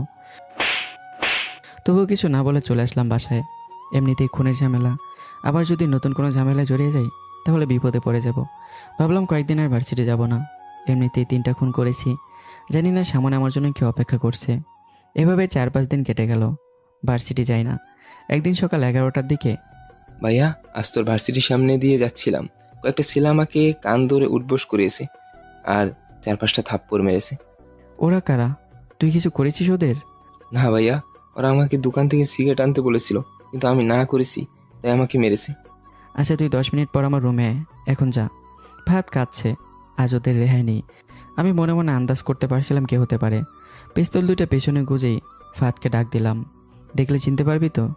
জি ভাইয়া, দেখলে চিনবো। চল আমার সাথে। ফাতকে বললাম যা, বাইকটা নিয়ে বের হয়ে আয়। বাইক নিয়ে সোজা ভার্সিটির ভেতরে প্রবেশ করলাম। দেখ তো কারা তোকে মেরেছে। ফাত কয়েকটা ছেলেদের দেখিয়ে দিল, আমিও চিনলাম। কয়েকদিন আগে যে ছেলেগুলো আমার সাথে ওস্তাদি করেছিল এই ছেলেগুলোই। ফাহাদকে বললাম যা তুই বাইকটা নিয়ে বাসায় যা, আমি একটু আবার বাসায় আসছি। সাথে সাথে ফাহাদ বাইক নিয়ে চলে গেল। এদিকে আমার কাজ আমি শুরু করে দিলাম। অন্য কোথাও না গিয়ে সোজা ছেলেগুলোর দিকে এগিয়ে গেলাম। এখানে কে একটু আগে একটা ছোট ছেলেকে মেরেছিল, ওদের মধ্যে দিয়ে একটা ছেলে বলে উঠল, আমি মেরেছি। কিরে, তুই কি বিচার করতে এসেছিস নাকি? ভাই, আমাদের ভুল হয়ে গেছে। তুই এদিকে আয়, তোর সাথে আজ কথা আছে। ছেলেটার সাথে সাথে আমার সামনে চলে আসলো। আমি রাগে এমন জোরে একটা ওর কানে নিচে চড় মারলাম, দেখে কান দিয়ে রক্ত ঝরা শুরু করেছে। একটু পরে ছেলেটা অজ্ঞান হয়ে মাটিতে পড়ে গেল, আর তার বন্ধুরা দৌড়ে আসলো আমাকে মারার জন্য। আমি আমার জায়গা থেকে এক পাও এদিক সেদিক হলাম না। পেছন থেকে 2টা পিস্তল বের করলাম এবং 2জনের পায়ে 2টা গুলি করে দিলাম। এবার বাকিগুলো আমার পায়ে পড়ে গেল। আমি ওদের পাশে একটা লাথি মেরে দাঁড় করালাম। সবগুলো এক সিরিয়ালে বসলো। শোন, তোদের সবাইকে বলছি, আমি কে তোরা কি জানিস? না ভাই। ফাহিম ভাইয়ের নাম শুনেছিলি জীবনে কখনো? তার কাজকর্ম সম্পর্কে কিছু জানিস? আমি হলাম সেই বিখ্যাত ফাহিম ভাই। আমার নাম শোনার পর কলেজে সবাই ভয় পেয়ে গেল এবং এরপর থেকে আমি হয়ে গেলাম ভার্সিটির বস। বসগিরি ভালোই চলছিল, কিন্তু এই সুগার বেশি দিন টিকলো না। ডিবি খুনের তদন্ত করে গ্রেপ্তার করে ফেললো আমাকে এবং 3টা খুনের জন্য 12 বছরের জেল দিল আমাকে। বাবা আমাকে অনেক চেষ্টা করেছে বাঁচাতে, তবে পারেনি। সব কিছু ছেড়ে চলে গেলাম জেলে। শিক্ষা জীবন এখানেই সমাপ্তি আমার। দেখতে দেখতে জেলেই 5 বছর পার হয়ে গেল। ফাহাদও ভার্সিটি উঠে পড়েছে, আর পিয়াসের বোনের নাকি বিয়ে হয়ে গেছে। খবরটা শোনার পর খুব খুশি হয়েছিলাম। এদিকে মা আমার জন্য চিন্তা করতে করতে কয়েকদিন পর অসুস্থ হয়ে যায়। জানি না কবে মারা যায় মা। দেখতে দেখতে 7 বছর হয়ে গেল জেলখানায়। একদিন হঠাৎ করে খবর আসলো মা মারা গেছে। ফাহাদ কেঁদে কেঁদে আমাকে বলে আবারও চলে গেল। সেদিন আমার নিজেকে মৃত মনে হচ্ছিল, বেঁচে থেকেও যেন মরে গেছে আমি। কলেজেটা আমার ফেরে যাচ্ছে, কিন্তু আমাকে জেল থেকে বেরোতে দিল না। পৃথিবীর বুকে এর চেয়ে বেশি কষ্ট মনে হয় না আর কিছু হতে পারে। দেখতে দেখতে 12টা বছর শেষ হয়ে গেল, আমিও মুক্তি পেলাম। ফাহাদ বিয়ে করে ফেলেছে, বাবারও অবসর হয়ে গেছে, আর মা তো আমার জন্য শেষ পর্যন্ত মারাই গেল। জেল থেকে বের হয়ে সোজা বাসায় আসলাম। আমার চুলদারি সব কিছু অনেক বড় বড়, কেউ আমাকে চিনতে পারছিল না। আমাকে পাগল বললেই ভালো মানাবে, তবে ফাহাদার বাবা ঠিক চিনতে পেরেছিল। বাবা গত 12টি বছর আমার জন্য অনেক কষ্ট করেছে, তবে মুক্ত করতে পারেনি।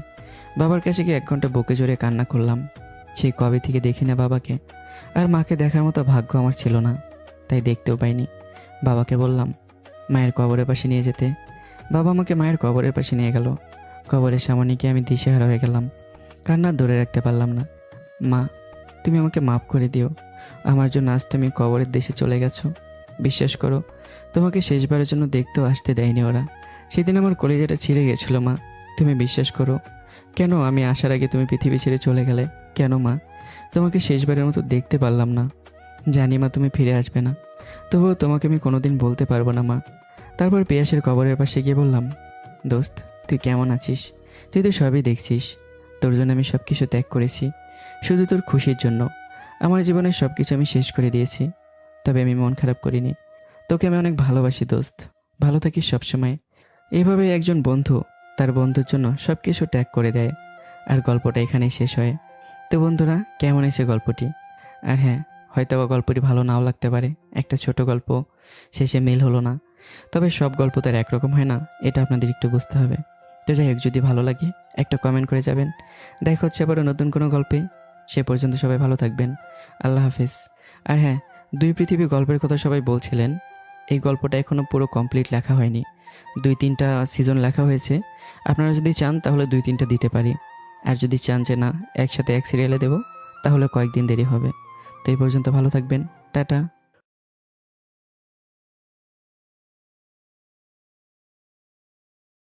মা আসি। শোন বাবা, কলেজে কারোর সাথে মারামারি করিস না।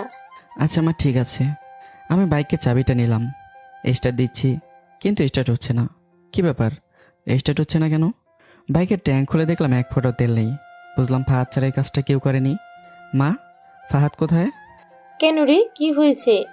দেখো ফাহাদ আমার বাইকের সব তেল শেষ করে ফেলেছে। ওই গ্যাসে কোথায়, ডাক দাও, ওরে আজকে আমি পেদাবো। না না বাবা, এইসব করিস না। ফাহাদ ছোট মানুষ, কিছু বোঝে না, ওকে মারিস না। তো কি করব বলো, এখন ভার্সিটি যাব কিভাবে? আচ্ছা এই নে 100 টাকা, আজ কোনো একটা সিএনজি দিয়ে চলে যা বাবা। তোমার ছেলেকে বলো রেডি হয়ে থাকতে, আসছি ভার্সিটি থেকে। আচ্ছা এখন যা তো, দেরি হয়ে যাচ্ছে, যা। যাচ্ছি। 100 টাকা নিয়ে বের হয়ে পড়লাম। দেখ আজ মেজাজটাই খারাপ, এখন সিএনজিতে যেতে হবে। এই মামা যাবেন? ওঠেন। ভার্সিটির দিকে চললাম। ওহ সরি, আপনাদের তো পরিচয় দিতে ভুলে গেছি। আমি ফাহিম, অনার্স প্রথম বর্ষে পড়ি। পরিবারের বাবা মা আর ছোট্ট একটা ভাই আছে, ওর নাম ফাহাদ। ফাহাদ 10ম শ্রেণীতে পড়ে। মেয়েদের সাথে লাইন মারার 1 নম্বরের ওস্তাদ। বাবা একজন পুলিশ অফিসার, একটু ঘুষ খায় তা আমি জানি, তবে মনটা অনেক ভালো। আমার কিছু অতীত আছে যা আগে আপনাদের সাথে শেয়ার করি, তাহলে গল্পের মূল চরিত্র, মূল ভাব বুঝতে আপনাদের সহজ হবে। গত 2 বছর আগে আমি ছিলাম অপরাধ জগতের মাফিয়া। এক কথায় বলতে গেলে ফাহিম ভাইয়ের উপরে কোনো মাফিয়া কাজ করতেই পারতো না। রাজনীতি আর অপরাধ জগতের চরম সীমানায় ছিলাম। 15-20 বারের মতো জেলে গিয়েছি, তবে বাবার জন্য বারবার বেঁচে গিয়েছি। বাইক নিয়ে যখন কোনো এলাকায় প্রবেশ করতাম, আমার পোলাপানের অভাব ছিল না। বন্দুক ছিল শ্রেষ্ঠ সঙ্গী। যেখানে যেতাম সাথে 2টা বন্দুক নিয়ে যেতাম, কারণ বুঝিনি তো নেতাদের শত্রুর কোনো শেষ নেই। মা বাবা সবসময় অনেক বোঝাতেন, তবু আমি কারো কথা শুনতাম না। একদিন মা আমার জন্য বাড়ি ছেড়ে চলে যায়। 7 দিন হয়ে যায়, তবুও মা আন্টির বাসা থেকে আসতেই চায় না। আমার এসব কাজকর্ম মায়ের খুব অপছন্দ ছিল। মা চাইতো আমি যেন মানুষের মতো মানুষ হই। আমি গেলাম আন্টির বাসা থেকে মাকে আনতে, কিন্তু মা কোনোভাবে আসতেই চায়নি। যাবো, তবে একটা শর্তে। তুমি বলো, তোমার যে কোনো শর্তে আমি রাজি। আমার মাথা ছুঁয়ে তুই প্রতিজ্ঞা কর, কোনো দিন তুই রাজনীতি করবি না, কোনো দিন তুই মারামারি করবি না। মায়ের কথা শুনে খুবই অবাক হলাম। এখন কি করব ভাবতে পারছি না। 10 মিনিট চিন্তা করার পর বললাম, আচ্ছা তুমি যা বলবে আমি তাই করব। এই বলে মায়ের মাথা ছুঁয়ে প্রতিজ্ঞা করে ফেললাম, আর মাকে নিজের বাসায় নিয়ে আসলাম। 2 দিন পর মায়ের কথা আবারও ভুলে যাই, আর রাজনীতিতে আবারও চলে যাই। আমার মনে হতো রাজনীতি যেন আমার রক্তের সাথে মিশে গেছে। কোনো মতে আমি যে রাজনীতিতে জড়িয়ে পড়েছি মা আবারও টের পেয়ে গেল, এবং মা বিষ খেয়ে আত্মহত্যা করতে চাইল। আমি তখন বাসার বাইরে, সন্ধ্যার সময়। হ্যালো ভাইয়া, তুই কোথায়? মা বিষ খেয়ে ফেলেছে। কি বলিস, তোরা এখন কোথায়? আমরা মেডিকেলে যাচ্ছি, তুই তাড়াতাড়ি আয়। কি করব বুঝতে পারছি না, মনে হচ্ছিল পাগল হয়ে যাবো এমন অবস্থা। বাইক ফেলে রেখে দিলাম এক দৌড়, মাথাও কাজ করছে না। অবশ্য হাসপাতাল কাছেই ছিল। 10 মিনিটে পৌঁছে গেলাম। দেখি বাবা আর ফাহাদ বসে বসে কাঁদছে। ভয়ে আমার গলা শুকিয়ে গেল। ফাহাদ, মা কোথায়? ভাইয়া, মা মনে হয় আর বাঁচবে না। এখন ভয়ে হাত পা ঠান্ডা হতে লাগলো। আগে বল মা কোথায়? মাকে আইসিইউতে নিয়ে গেছে ডাক্তার। তুই এখান থেকে চলে যা, তোর জন্য তোর মায়ের আজ এই অবস্থা। তোর মতো ছেলে থাকার চেয়ে না থাকা অনেক ভালো। বাবাকে কি বলবো, কোনো ভাষা নেই। মাথা নিচু করে দাঁড়িয়ে রইলাম। নিজেকে আজ পৃথিবীর শ্রেষ্ঠ অপরাধী বলে মনে হচ্ছে।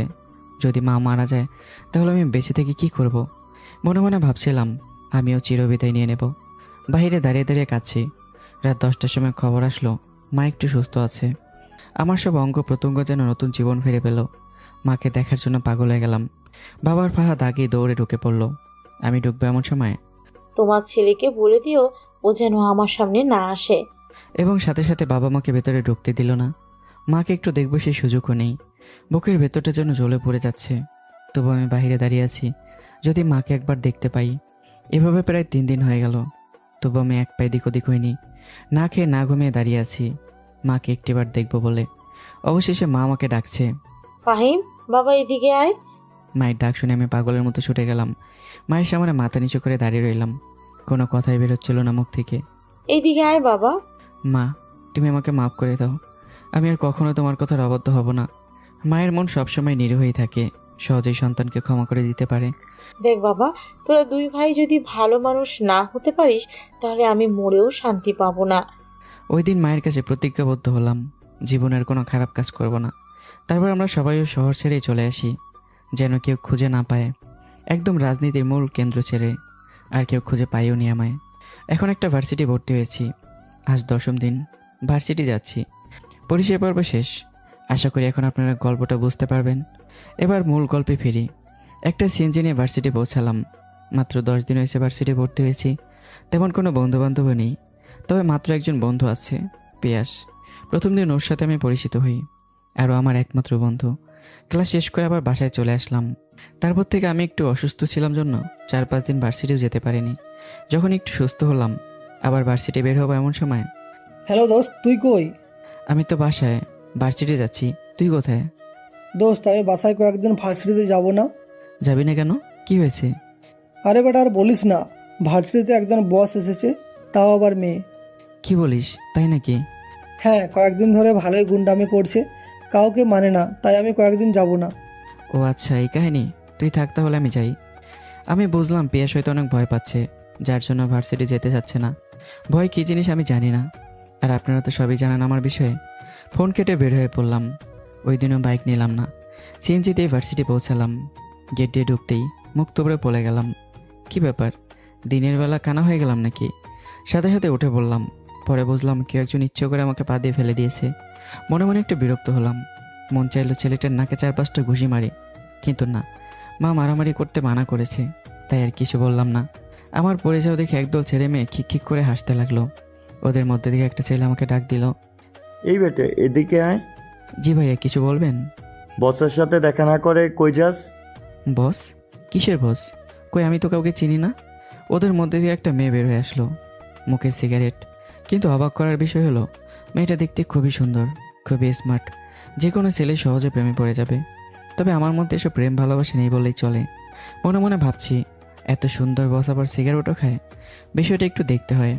সব কিছু মিলে আমার খুব ভালো লেগেছে বিষয়টা। বোকার মতো দাঁড়িয়ে রইলাম ওদের সামনে। এই ছেলে, এদিকে আয়। জি আপু, কিছু বলবেন? আপু মানে এখন থেকে বস বলবি। জি আপু, ঠিক আছে। ইস, বেটা দেখছি খুবই মক্কেল, আবার আপু বলছে। বস বল। জি আপু, ঠিক আছে। Sorry boss. এই মুখলেস, মুখ দিয়ে কথা বের হয় না নাকি? 10 বার বস বল। কিছুই করার নেই। 10 বার বস বলার পর মেয়েটার থেকে কোনো মতে ছাড়া পেলাম। সোজা ক্লাসে চলে আসলাম। বসে বসে ভাবছি, মেয়েটা তো সুন্দর। উফ, কি আর বলবো। ক্লাস শেষ করে বের হয়ে পড়লাম। একটা সিএনজি দিয়ে বাসায় চলে আসলাম। ওই দিন সারাদিন মেয়েটাকে নিয়ে চিন্তা করলাম। পরদিন সকাল হতে রেডি হয়ে গেলাম। ফাহিম, কিরে ফাহিম, কোথাও যাবি নাকি? কই না তো মা, ভার্সিটি যাব। কিন্তু ভার্সিটির সময় তো 10টায়, আর এখন মাত্র 8টা বাজে। না, আসলে ওই মেয়েটাকে গতকাল অনেক ভালো লেগেছে। কি বলিস, কোন মেয়ে? এরে, কি বললাম? ধ্যাত, মাথা কি খারাপ হয়ে গেল নাকি? না মা, বললাম আমাদের ভার্সিটি অনেক সুন্দর, আমার অনেক ভালো লেগেছে। ও আচ্ছা, তাই বল। হুম। আমি তো ভাবলাম আবার কারো প্রেমে পড়ে গেলি নাকি। দেখ, তুমি যে কি বলো না মা, আমি কি ওইরকম নাকি? তুমি তো আমাকে চিনো না। তা চিনি, তবে আজ একটু পরিবর্তন মনে হচ্ছে। আরে না, আমি ঠিকই আছি। আচ্ছা আমি আসি মা। আসি মানে খাবার খাবি না? না মা, বাইরে খেয়ে নেব। আচ্ছা, বাইক নিবি না? মনে মনে ভাবলাম, এখন ভার্সিটিতে কয়েকদিন বাইক নিয়ে যাওয়া ঠিক হবে না। মেয়েটা যদি অন্য কিছু ভাবে। না মা, এমনিতে বাইরে অনেক জ্যাম হয়, বাইক নিলে দেরি হয়ে যাবে। সিএনজি ভাড়াটা তো নিয়ে যাবি নাকি, তাও নিবি না? না দাও, আমার কাছে কোনো টাকা পয়সা নেই। মায়ের কাছ থেকে 100 টাকা নিয়ে একটা সিএনজি দিয়ে সোজা ভার্সিটি চলে গেলাম। দেখি ভার্সিটির গেট এখনও খোলাই হয়নি। ভার্সিটিতে ঢুকতে পারলাম না। বাইরে একটা চায়ের দোকানে বসলাম। বাসা থেকে না খেয়ে এসেছি, তাই 2টা বিস্কুট খেলাম আর 1 কাপ চা খেয়ে বসে আছি। আর ভাবছি ভার্সিটির গেট কখন খুলবে। প্রায় 1 ঘন্টা 20 মিনিট বসে থাকার পর গেট খোলা হলো। কোনো দিকে চিন্তা না করে সোজা ভার্সিটির ভেতরে চলে গেলাম। আস্তে ধীরে সবাই আসা শুরু করলো। আমি শুধু তাকিয়ে আছি আমার বসটা কখন আসবে। দেখতে দেখতে ক্লাসও শুরু হয়ে গেল, তবুও মেয়েটা আসলো না। রীতিমতো ক্লাস শেষও হয়ে গেল, তবুও মেয়েটাকে দেখতে পেলাম না। দেখলাম মেয়েটার চেলাফেলারা চলে আসছে, কিন্তু মেয়েটা নেই। ভাবলাম ওদেরকে জিজ্ঞাসা করব, যদি আবার আমাকে অন্য কিছু মনে করে কেলানি দেয়। না থাক, সোজা ভার্সিটি থেকে বের হয়ে একটা সিএনজি নিয়ে আবার বাসায় চলে গেলাম। এভাবে আরও 4-5 দিন কেটে গেল, তবুও মেয়েটা আসলো না। মনে মনে ভাবলাম বিয়ে টিয়ে করে ফেললো নাকি। দিনটা ছিল বৃহস্পতিবার। ভাবলাম একটু পার্ক থেকে ঘুরে আসি। এই বলে পার্কে চলে আসলাম। একা একা হাঁটছি। আমার তো আর গার্লফ্রেন্ড নেই সবার মতো। দেখি সবাই সবার জিএফ নিয়ে অনেক ব্যস্ত পার্কে। 10 মিনিট হাঁটলাম, তারপর একটা জায়গায় বসলাম। 10 টাকার বাদাম কিনে বসে বসে খাচ্ছি আর ভাবছি পেঁয়াজ কিনে আসলেও পারতাম। থাক, এখন একা এসে পড়েছি, তাই আর ফোনও দিলাম না। 1 ঘন্টা বসে থাকলাম। তারপর যখন বাসায় ফিরবো এমন সময় খেয়াল করলাম কিছু মেয়ে পার্কের একপাশে হাসাহাসি করছে। ওদের দিকে তাকালাম, দেখি ভার্সিটির বস মানে ওই মেয়েটা, আর সাথে ওর বন্ধু বান্ধব। আমি এগিয়ে মেয়েটার সামনে গিয়ে বললাম, আরে বস আপনি? এই ছেলে, কে তুই? আরে ওই দিন যে আপনার সাথে কথা হলো ভার্সিটিতে। সরি, আমি তোকে চিনতে পারছি না। যা ভাগ এখান থেকে। যত সব পাগল ছাগল কোথা থেকে যে আসে এই সব। মেয়েটার কথা শুনে অনেক কষ্ট পেলাম মনে মনে। আর দেখি ওর সাথের বন্ধুগুলো আমাকে নিয়ে খুব হাসি ঠাট্টা শুরু করলো। আমি মনে হয় সবার কাছে হাসির পাত্র হয়ে গেলাম। সাথে সাথে চলে আসলাম। সত্যি কথা বলতে আমাকে সবার সামনে ছোট করে কাজটা ঠিক করলো না মেয়েটা। আগে 8-10 দিন আর ভার্সিটিই যায়নি। হঠাৎ একদিন পিয়াস ফোন করলো।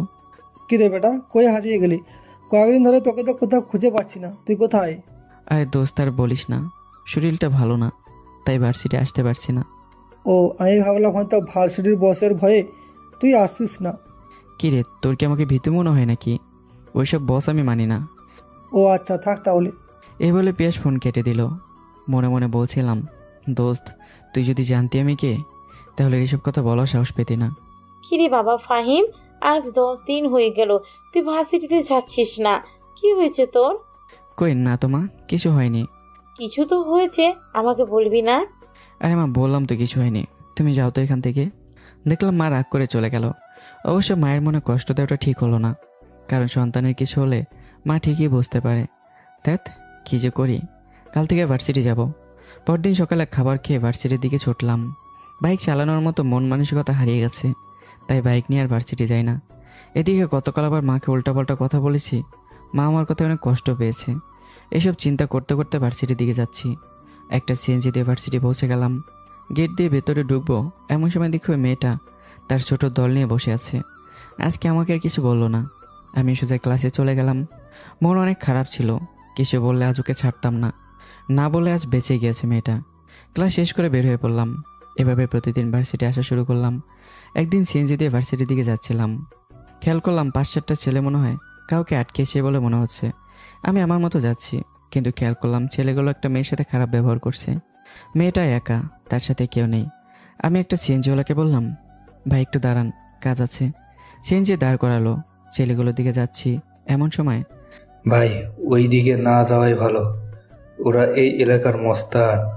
সিএনজিওয়ালার কথা না শুনে আমি ছুটলাম ছেলেগুলোর দিকে। সিএনজিওয়ালা তাকে দেখছিল আমি কি করি। ছেলেগুলোর সামনে গেলাম, দেখি আমার ভার্সিটির বস মানে ওই মেয়েটা। মনে হচ্ছিল মেয়েটার সাথে আগে একটু শত্রুতা ছিল, তাই আটকিয়েছে। দেখি ওদের হাতে পিস্তল, মনে হয় মেয়েটাকে মেরে ফেলতে চাইছে। ভাই কি হয়েছে এখানে? ওদের মধ্যে থেকে একজন ছেলে বলে উঠলো, তুই কি এখানে কি করতে এসেছিস? মারবি নাকি? আরে ভাই হয়েছেটা কি বলবেন তো? কেন, তোকে বলতে হবে নাকি? মনে মনে অনেক রাগ হলো। কেন, আমি কি জানতে পারি না? যাবি এখান থেকে, না পাছায় গুলি করব। এই বলে ছেলেটা আমার শার্টের কলার ধরে পাছায় পিস্তল আটকে দিল। মনে মনে ভাবছিলাম, সবাই পিস্তল আটকায় মাথায় না হলে বুকে, এই শালা সত্যি সত্যি আমার পাছায় পিস্তল আটকে দিল। এবার ধৈর্যর বাঁধ ভেঙে গেল। আপনারা তো জানেনই 2 বছর আগে আমার বন্ধু কে ছিল। আজ মনে হয় হারানো বন্ধুকে আবার ফিরে পেলাম।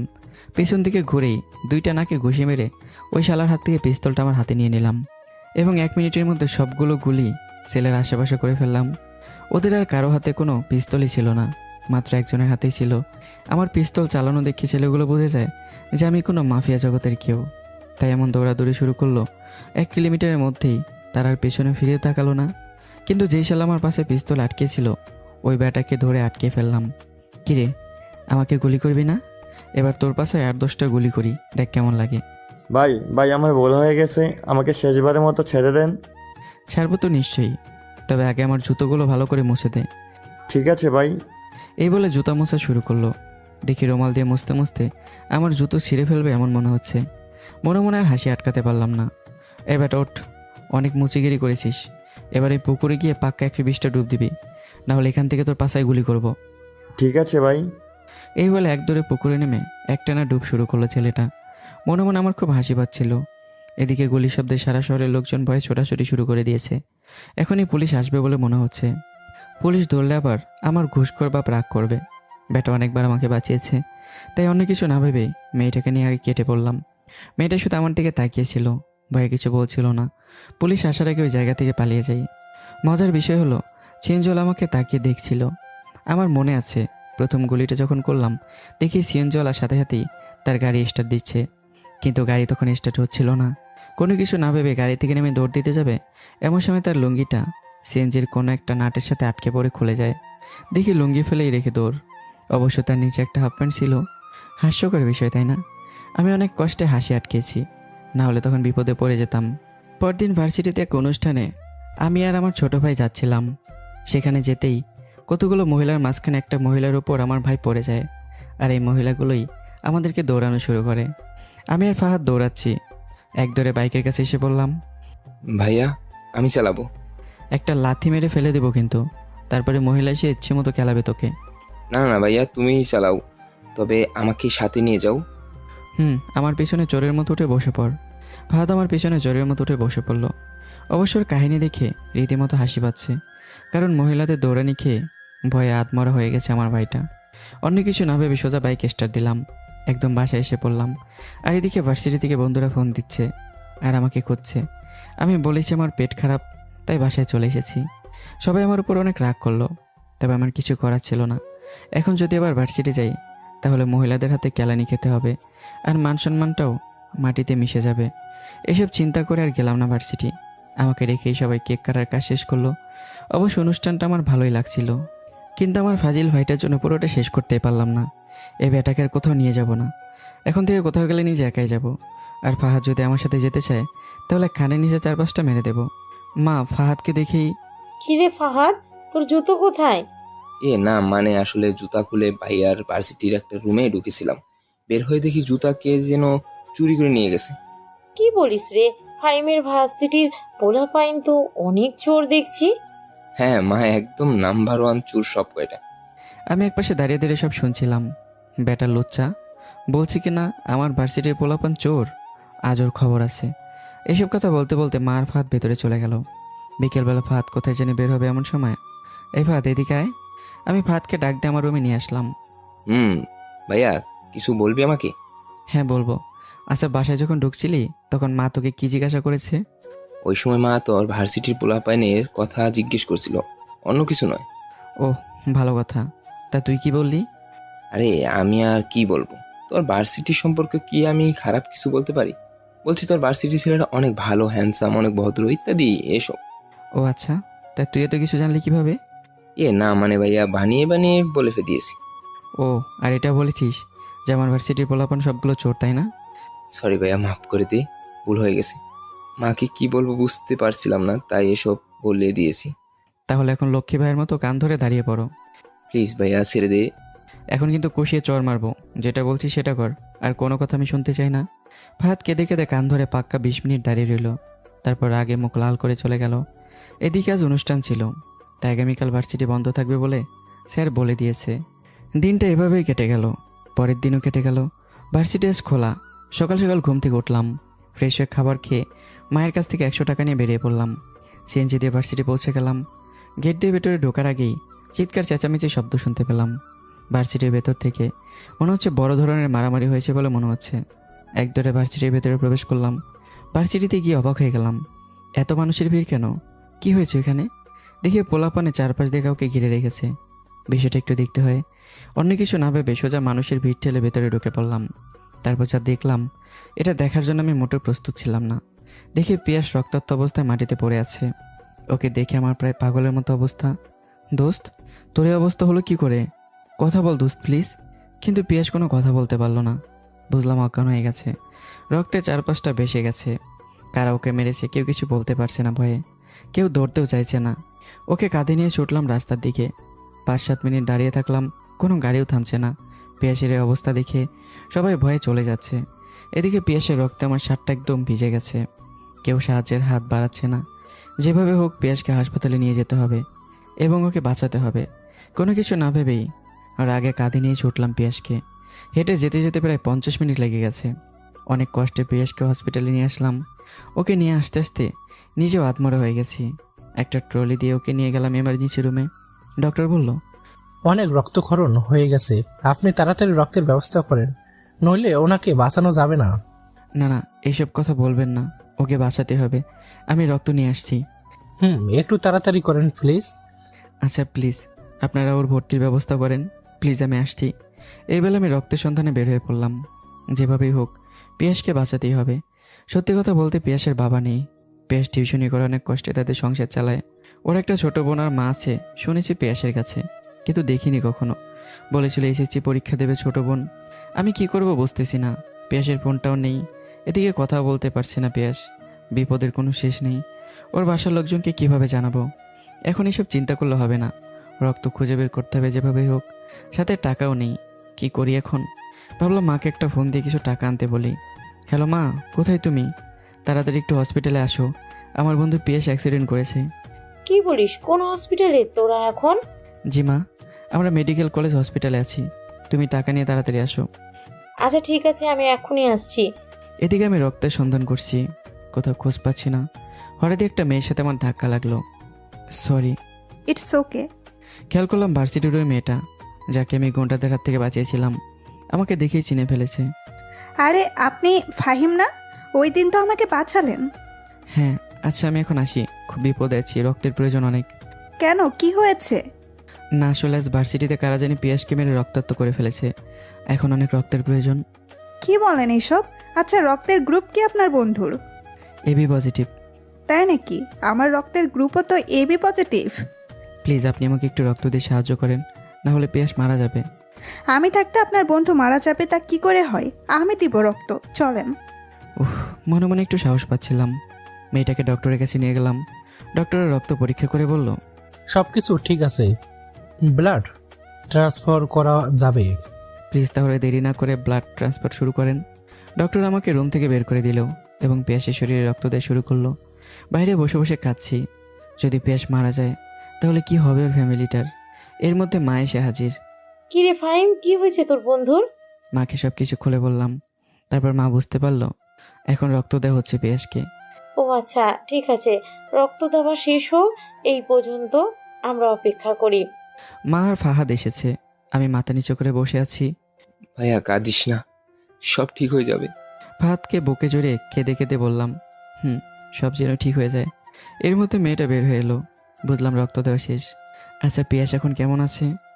রক্ত দেওয়া তো শেষ হলো, এখন একটু ভালো আছে। আপনাকে কি বলে ধন্যবাদ দেবো সেই ভাষা আমার জানা নেই। আরে না, কি বলছেন? আপনি আমার জীবন বাঁচিয়েছেন, তার তুলনায় এটা কিছুই না। আচ্ছা আপনি কি চলে যাবেন এখন? হ্যাঁ চলে যাব, আসলে আমার শরীরটা একটু খারাপ লাগছে। বুঝলাম রক্ত দেওয়ার কারণে তার শরীরটা দুর্বল লাগছে। আচ্ছা আমি কি আপনাকে এগিয়ে দিয়ে আসবো? না না, আমি একাই যেতে পারবো, কোনো সমস্যা হবে না। আপনি বরং আপনার বন্ধুর পাশে থাকেন, ওনার পাশে থাকা এখন প্রয়োজন। কথা শুনে বুঝলাম মেয়েটাকে যেমন ভেবেছিলাম তেমনটা নয়। আচ্ছা দেখে শুনে যাবেন। আল্লাহ হাফেজ। এই বলে মেয়েটা চলে গেল। এদিকে প্রায় বিকাল 4টা বেজে গেছে, কিন্তু পিয়াসের পরিবারে কাউকে জানাতে পারলাম না। আবার ডাক্তার কাউকে ভিতরে যেতেও দিচ্ছে না। আমি সেই রক্তে ভেজা শার্টটা নিয়ে এখনও বসে আছি। না খাওয়া, না দাওয়া, না গোসল, কিছুই নেই। টেনশনটা কেন জানি বাড়ছে রীতিমতো। মা তুমি আর ফাহিম এখন চলে যাও, পরে আবার রাতে এসো। কিন্তু তুই কি করবি? সারাদিন এইখানে না খেয়ে বসে থাকবি? আরে মা যাও তো, আমার জন্য চিন্তা করতে হবে না, আমি ঠিক আছি। মা আমাকে কিছু টাকা দিয়ে দেখি রাগে ফাহাদকে নিয়ে চলে গেল। সন্ধ্যা 6টার সময় খবর আসলো পিয়াসের অবস্থা খুব খারাপ, অপারেশন করাতে হবে।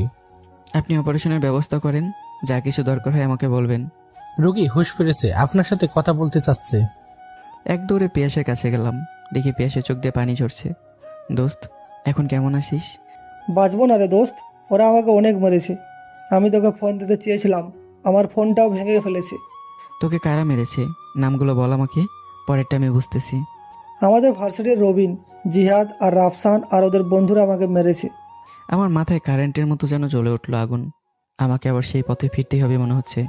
তোকে কেন মেরেছে, কারণটা কি আমাকে বল। ওরা রোজ আমার বোনকে ডিস্টার্ব করতো, তাই আমি ওদের বলেছিলাম যেন আমাদের বাসার সামনে না আসে, আর কথা কাটাকাটি লেগেছিল। এই কারণে আমাকে এই অবস্থা করেছে। দোস্ত তুই একটু আমার বোন আর আমার মায়ের খেয়াল রাখিস। আমি জানি আমি বাঁচবো না, আমার যাওয়ার সময় হয়ে গেছে। তুই একটু ওদের খেয়াল রাখিস দোস্ত। তুই কোনো চিন্তা করিস না, আর মরার কথা মুখে আনবি না। তোর কিছু হবে না দোস্ত, আমি আছি তো। পিয়াসকে বুকে জড়িয়ে কেঁদে দিলাম। হঠাৎই বুঝলাম পিয়াসের নিঃশ্বাসটা থেমে গেল, কোনো কথা বলছে না। পিয়াস, এই পিয়াস, দোস্ত কথা বল। এবার একটা চিৎকার দিয়ে উঠলাম। এরই মধ্যে ডক্টর নার্স সবাই চলে আসলো। সব কিছু চেক করে বলল পিয়াস আর নেই। তাদের বলার আগে আমি বুঝে গেছি পিয়াস মারা গেছে। পিয়াসকে বুকে জড়িয়ে চিৎকার করছি, কিন্তু পিয়াস কোনো কথা বলছে না। পিয়াস, তুই আমাকে ছেড়ে চলে গেলি কোথায়? এখন আমি কার সাথে ভার্সিটি যাব দোস্ত? দোস্ত, আমি প্রায় পাগল হয়ে গেছি এমন অবস্থা। কষ্টে আমার বুক ফেটে যাচ্ছে। রাত 9টা বেজে গেছে। পিয়াস মারা যাওয়ার আগে তার বাসার ঠিকানা আমাকে বলে গিয়েছে। হসপিটাল থেকে ডাক্তাররা বলেছে চলে যেতে। বুঝলাম মৃত ব্যক্তির কারো কাছে কোনো মূল্য নেই, তাই তারা তাড়িয়ে দিচ্ছে। আমি ওর আগে পিয়াসকে কাঁধে নিয়ে বের হয়ে পড়লাম হসপিটাল থেকে। সারাদিন না খেয়ে শরীরের কোনো শক্তি পাচ্ছিলাম না। বারবার নামিয়ে দিচ্ছি আর বলছি দোস্ত তুই রাগ করিস না। বারবার নামিয়ে দিচ্ছি বলে। সারাদিন কিছু খাইনি তো, তাই শক্তিটা কমে গেছে। তবে তুই রাগ করিস না, আমার কোনো কষ্ট হচ্ছে না। আমি তোকে যেভাবেই হোক তোর মা আর বোনের কাছে নিয়ে যাব। 20 মিনিট পর কাঁধে নেওয়ার পর রাস্তার একপাশে বসে পড়লাম। আর পারছি না, এদিকে বৃষ্টিও শুরু হয়ে গেছে। পিয়াস আর আমি দুজনে বৃষ্টির পানিতে ভিজে লুটুপুটু হয়ে যাচ্ছি। আরও 10 মিনিট পিয়াসকে কাঁধে করে নিয়ে হাঁটার পর দেখি এবার মনে হয় নিচেই মারা যাব। একদিকে বৃষ্টির পানিতে ঠান্ডা লাগছে, অন্যদিকে পিয়াসের লাশ কাঁধে। কি করব, দিশেহারা হয়ে গেছি প্রায়। দেখি একটা ভ্যান আসছে। ওনাকে বললাম ভাই আমি খুব বিপদে পড়েছি, আমাকে একটু সাহায্য করুন।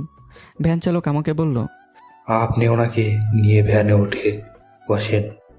রাত 10টা 30 মিনিটে পিয়াসের বাসায় পৌঁছালাম। ভ্যান থেকে পিয়াসের লাশটা কাঁধে নিলাম। দরজাটা খোলা ছিল তাই ঢুকে পড়লাম। দেখি পিয়াসের মা ও বোন কেক নিয়ে বসে আছে। কেকের উপরে লেখা হ্যাপি বার্থডে টু ইউ পিয়াস। তারপর বুঝতে পারলাম আজকে পিয়াসের জন্মদিন ছিল। বুঝতে পারছি না এখন পরিস্থিতি কোথায় গিয়ে দাঁড়াবে। পিয়াসের লাশটা মেঝেতে নামালাম। পিয়াসের মা দিকে অবাক হয়ে আছে, কি দেখছে এটা, নিজের চোখকে সে বিশ্বাস করতে পারছে না। অন্যদিকে পিয়াসের বোন পিয়াসের কাছে সে অবাক হয়ে তাকিয়ে আছে, কোনো কথা বলছে না। আমি বুঝতে পারছিলাম না ওদের কী হয়ে গেছে, কোনো কথা বলছে না, কান্নাও করছে না। বিষয়টা কি বুঝতে পারছি না। 5-6 মিনিট পরেই কান্নাকাটি শুরু হয়ে গেল। দেখি পিয়াসের মা বারবার বলছে বাবা উঠ, কেক কাটবি না? এই ছেলে উঠ, সারাটা দিন তোর জন্য কেক নিয়ে বসে আছি। এই সমস্ত কথাবার্তা শুনে আরও কষ্টে আমার বুক ফেটে যাচ্ছে। কাঁদতে কাঁদতে এখন আর চোখ দিয়ে পানি বের হচ্ছে না আমার। ছোট বোনটা ভাইয়ের শোকে আধমরা হয়ে গেছে। ভাবলাম এভাবে চলতে থাকলে ওরা দুজন হয়তো মারা যাবে, নাহলে পাগল হয়ে যাবে। অনেক বোঝালাম তাদের, কিন্তু তারা এরকম মৃত্যু কিছুতে মেনে নিতে পারছে না।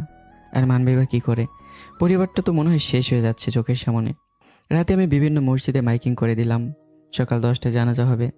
দেখতে দেখতে সকাল 10টা হয়ে গেল। সারা রাত আমি পিয়াসের পাশে বসেছিলাম, সাথে ওর মা ও বোনও ছিল। ওরা আধমরা হয়ে গেছে। এদিকে সকাল 10টা বেজে গেল। পিয়াসকে নিয়ে বের হয়ে পড়লাম। এখন আমার শার্ট ওই প্যান্টই, তবে রাতে বৃষ্টির পানিতে রক্তগুলো ধুয়ে গেছে। জানাজা শেষ করে মাটি দিয়ে পিয়াসের বাসায় আসলাম। আন্টি, যা হবার তাই হবেই, আমরা তো আর ফেরাতে পারি না। এখন থেকে আমি আপনার ছেলে পিয়াস। আমার ছেলেটা সবাইকে ছেড়ে চলে গেল না ফেরার দেশে। কেউ যায়নি আন্টি, আমি আসি তো, আপনাদের কোনো ক্ষতি হতে দেব না। বুঝলাম আমার কথায় আন্টি অনেকটা সান্ত্বনা পেয়েছে। আন্টি, আমি এখন একটু বাসায় যাই, বিকেলে আবার আসবো। আচ্ছা বাবা যাও। আন্টিকে সালাম দিয়ে চলে আসলাম নিজের বাসায়। প্রথমে গোসল করলাম, তারপর মাকে বললাম যে পিয়াস মারা গেছে। বুঝলাম মায়ের মন খারাপ হয়ে গেছে, কিছুই বলল না। আমি খাবার খেয়ে বেশি কথা না বলেই নিজের রুমে চলে আসলাম। মনে মনে ভাবছি একটু আগের রূপে ফিরে যাই, পিয়াসের খুনিদের মারতে হবে, না হলে আমার আর ঘুম হবে না শান্তিতে। বিকেল আবারও পিয়াসের মায়ের কাছে গেলাম, অনেক গল্প করলাম এবং বুঝলাম পিয়াসের মা একটু খুশি হয়েছে আমাকে পেয়ে। পিয়াসের বোনটাকে বোঝালাম, সামনে তোমার এসএসসি পরীক্ষা, ভালো করে পড়তে হবে।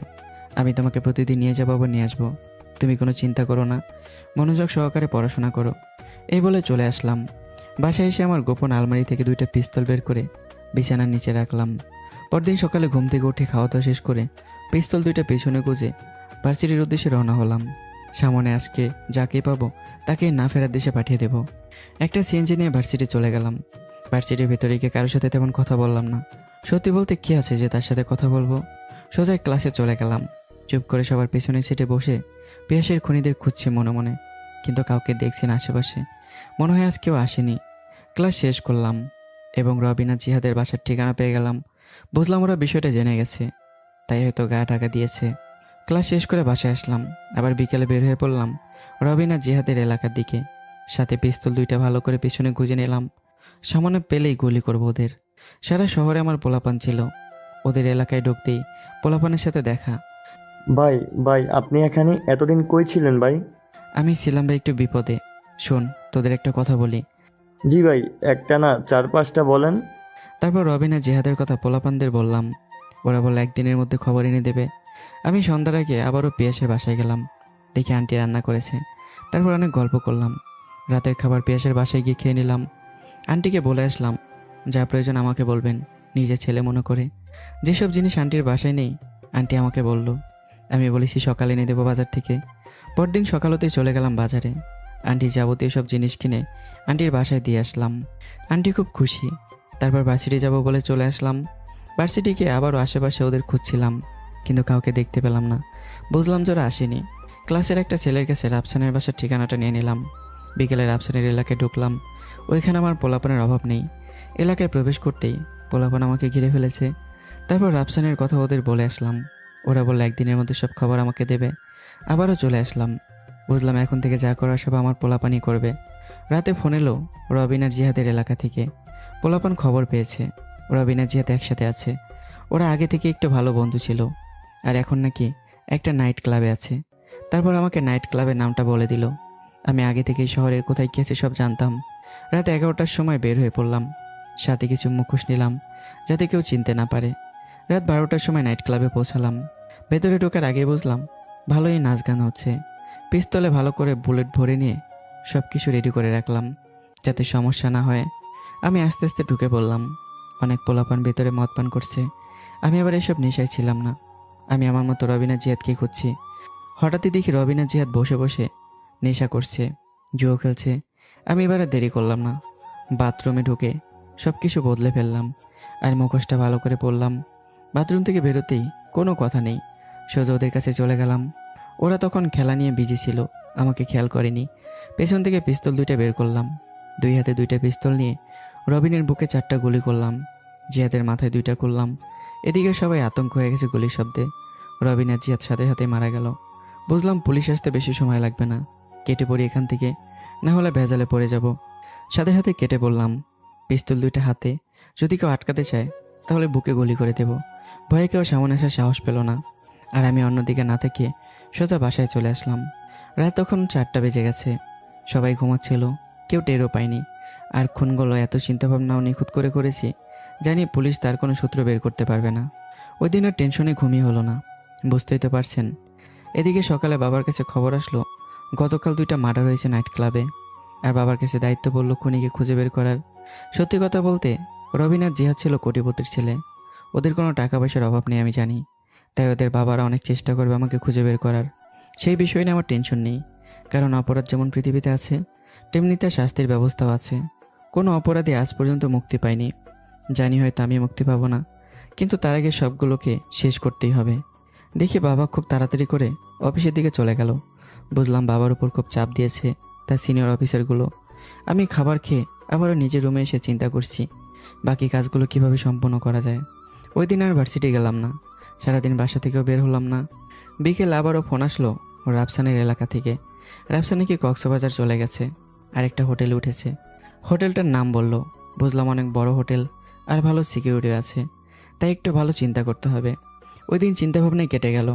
পরদিন আবার ভার্সিটি গেলাম, দেখি সব পোলাপান রবিন আর জিহাদের খুনের খবর পেয়ে গেছে। আমি মূলত এটার জন্য এসেছি ভার্সিটিতে, যে ভার্সিটির পরিস্থিতিটা কীরকম।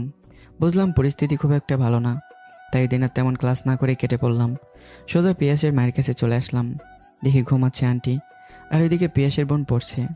সরি, পিয়াসের বোনের নামটা আপনাদের বলতে ভুলে গেছি। ওর নাম সুমি। সুমি, তোমার পরীক্ষার আর কতদিন আছে? জি ভাইয়া, আর মাত্র 15 দিন আছে। ও, তোমার পরীক্ষার মোট ফি কত? জি ভাইয়া, 15,000 টাকা। দেওয়া হয়েছে কি? না ভাইয়া, আমাদের কাছে তত টাকা নেই। আচ্ছা তুমি পড়ো, আমি দেবো টাকা, এটা নিয়ে তুমি চিন্তা করো না। আচ্ছা ঠিক আছে ভাইয়া। এই বলে নিজের বাসায় চলে আসলাম। আন্টি ঘুমেছিল, তাই তাকে আর ডাক দেওয়া হয়নি। টাকা পয়সার দরকার, বাসা থেকে কয়েকদিনে মোটামুটি 20-30 হাজার টাকা নিয়েছি। এখন আবার কিভাবে টাকা চাইবো সেই চিন্তা করছি। এদিকে মোটামুটি ভালোই টাকার প্রয়োজন। চিন্তা করলাম আমার ল্যাপটপটা বিক্রি করে দেব, তাই বিক্রয়.com একটা পোস্ট করলাম। বেশি দিন হয়নি কিনেছি, এই তো 1 বছর হবে। 60,000 টাকা দিয়ে কিনেছিলাম, এখন 40,000-এ ছাড়তে চাইছি। পরের দিন একজন কাস্টমার পেয়ে গেলাম এবং উনি 40,000 টাকা দিয়ে আমার প্রিয় ল্যাপটপটা নিয়ে চলে গেল। তবে আমার তেমন মন খারাপ হয়নি। সুমির কলেজের সমস্ত ফি পরিশোধ করে দিলাম আর অ্যাডমিট কার্ডটা সুমির হাতে দিয়ে আসলাম। দেখি সুমি আবার প্রায় কেঁদে দিয়েছে। পেছন থেকে, ফাহিম বাবা, তোমার এই ঋণ আমরা কোনো দিন ভুলবো না। কি বলছেন আন্টি? আমি তো আপনার ছেলে, আর ছেলেরা মা বোনের জন্য করবে না তো কার জন্য করবে?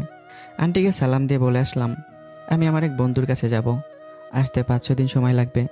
আর সুমিকে বললাম ভালো করে পড়াশোনা করতে, আমি এসে তোমাকে পরীক্ষা দিতে নিয়ে যাব। এই বলে চলে আসলাম নিজের বাসায়। বাসায় আসতে মা বকছে, ল্যাপটপ বিক্রি করেছে তাই। আমি কোনো কথা বললাম না, নিজের রুমে এসে পড়লাম। আমার কাছে এখন 25,000 টাকার মতো আছে, এইটাই সুযোগ কক্সবাজারে যাওয়ার। তাই রাতে বাস কাউন্টারে গিয়ে চট্টগ্রামের একটা টিকিট কাটলাম। পরের দিন রাত 8টার সময় বাসে উঠতে হবে। তারপর বাসায় আসলাম, মাকে বললাম আমার ভার্সিটির এক বন্ধুর বিয়েতে যেতে হবে আগামীকাল। কোথায় তোর বন্ধুর বাসা? মনে মনে বললাম মাকে একটু মিথ্যা বলতে হবে, নাহলে সমস্যা হতে পারে। বেশি দূরে তো না মা, এই যশোর। ও, কবে আসবি? 2-3 দিনের মধ্যে চলে আসবো, বিয়ে শেষ হলেই। ও, তোর কাছে টাকা পয়সা আছে কি ভাড়া? মনে মনে বললাম দূরের পথ, মায়ের কাছ থেকে কিছু টাকা নিয়ে নেই, তাহলে সুবিধা হতে পারে। না মা, আমার কাছে বেশি টাকা পয়সা নেই। তারপর মা আমাকে 10,000 টাকা দিয়ে বলল কিছু কেনাকাটা করে নিস, আর বাকি টাকা দিয়ে ভাড়া দিবি। পরদিন সকালে ঘুম থেকে উঠে একটা প্যান্টের যাবতীয় জিনিস কিনে ফেললাম। বেশি টাকা খরচ করলাম না, জানি 5 স্টার হোটেলে 2 দিন থাকলেই আমার গাড়ি ভাড়া আর থাকবে না পরে। দেখতে দেখতে রাত হয়ে গেল। মা বাবার কাছ থেকে বিদায় নিয়ে পিস্তল 2টা ব্যাগের ভিতরে বের হয়ে পড়লাম। সোজা গাড়িতে উঠে পড়লাম। রাত ঠিক 8টার সময় গাড়িটা ছেড়ে দিল। যেতে যেতে প্রায় সকাল 7টা বেজে গেছে। অন্য কোনো দিকে না গিয়ে সোজা 5 স্টার হোটেল দিকে চলে গেলাম। ভালো পোশাক, চোখে সানগ্লাস, হাতে ঘড়ি পরায় নায়ক নায়ক লাগতেছে। হোটেলের রিসেপশনে যেতে কিছু মেয়ে মনে হয় ওরাই হোটেলে চাকরি করে, ভালো পোশাক পরা আর খুব সুন্দর করে বসে আছে। আমাকে দেখে হাওয়ায় তাকিয়ে আছে, মনে হচ্ছে সবগুলো ক্রাশ খেয়েছে। এই যে মুখ দিয়ে মশা ঢুকবে তো। মুসকে হাসি দিয়ে বলল সরি ভাইয়া, আপনাকে কিভাবে হেল্প করতে পারি? আমার একটা রুম লাগবে 2 দিনের জন্য, কত টাকা পেমেন্ট করতে হবে? ওদের মধ্যে থেকে একটা মেয়ে বলে উঠলো 2 দিনের জন্য মোট 10,000 টাকা পেমেন্ট করতে হবে। 10,000 টাকা পেমেন্ট করলাম আর একটা মেয়ের পিছু পিছু ছুটলাম। আর চিন্তা করছিলাম যে কোনো একটা মেয়ের সাথে একটু ভাব নিতে হবে। তারা জানে এই হোটেলে কে কোথায় থাকে, সব ডিটেলস তাদের কাছে আছে। আমি এত বড় হোটেলের আফসানকে 2 দিনে খুঁজে পাবো না। মেয়েটা আমাকে একটা রুমের সামনে নিয়ে আসলো এবং চাবি দিয়ে বলল এটি আপনার রুম, আর কিছু দরকার লাগলে রিসেপশনে ফোন দেবেন, আসি। এই বলে মেয়েটি চলে যাচ্ছিল। আমি তখন ডাক দিয়ে বললাম কিছু মনে না করলে আপনার ফোন নাম্বারটা কি পেতে পারি? কিছু দরকার লাগলে আপনাকে ফোন দেবো। আমতা আমতা করে মেয়েটি তার ফোন নাম্বারটা দিয়ে একটা হাসি দিয়ে চলে গেল। বুঝলাম পাখির শিকার হচ্ছে। রুমে গিয়ে দেখি সব কিছু ঠিকঠাক আছে। শুয়ে পড়ে দিলাম এক ঘুম। সারা রাত বাসে জেগেছিলাম। বিকেল 5টার সময় ঘুম ভাঙলো। ফ্রেশ হলাম, ভাবলাম মেয়েটিকে একেবারে ফোন দিই।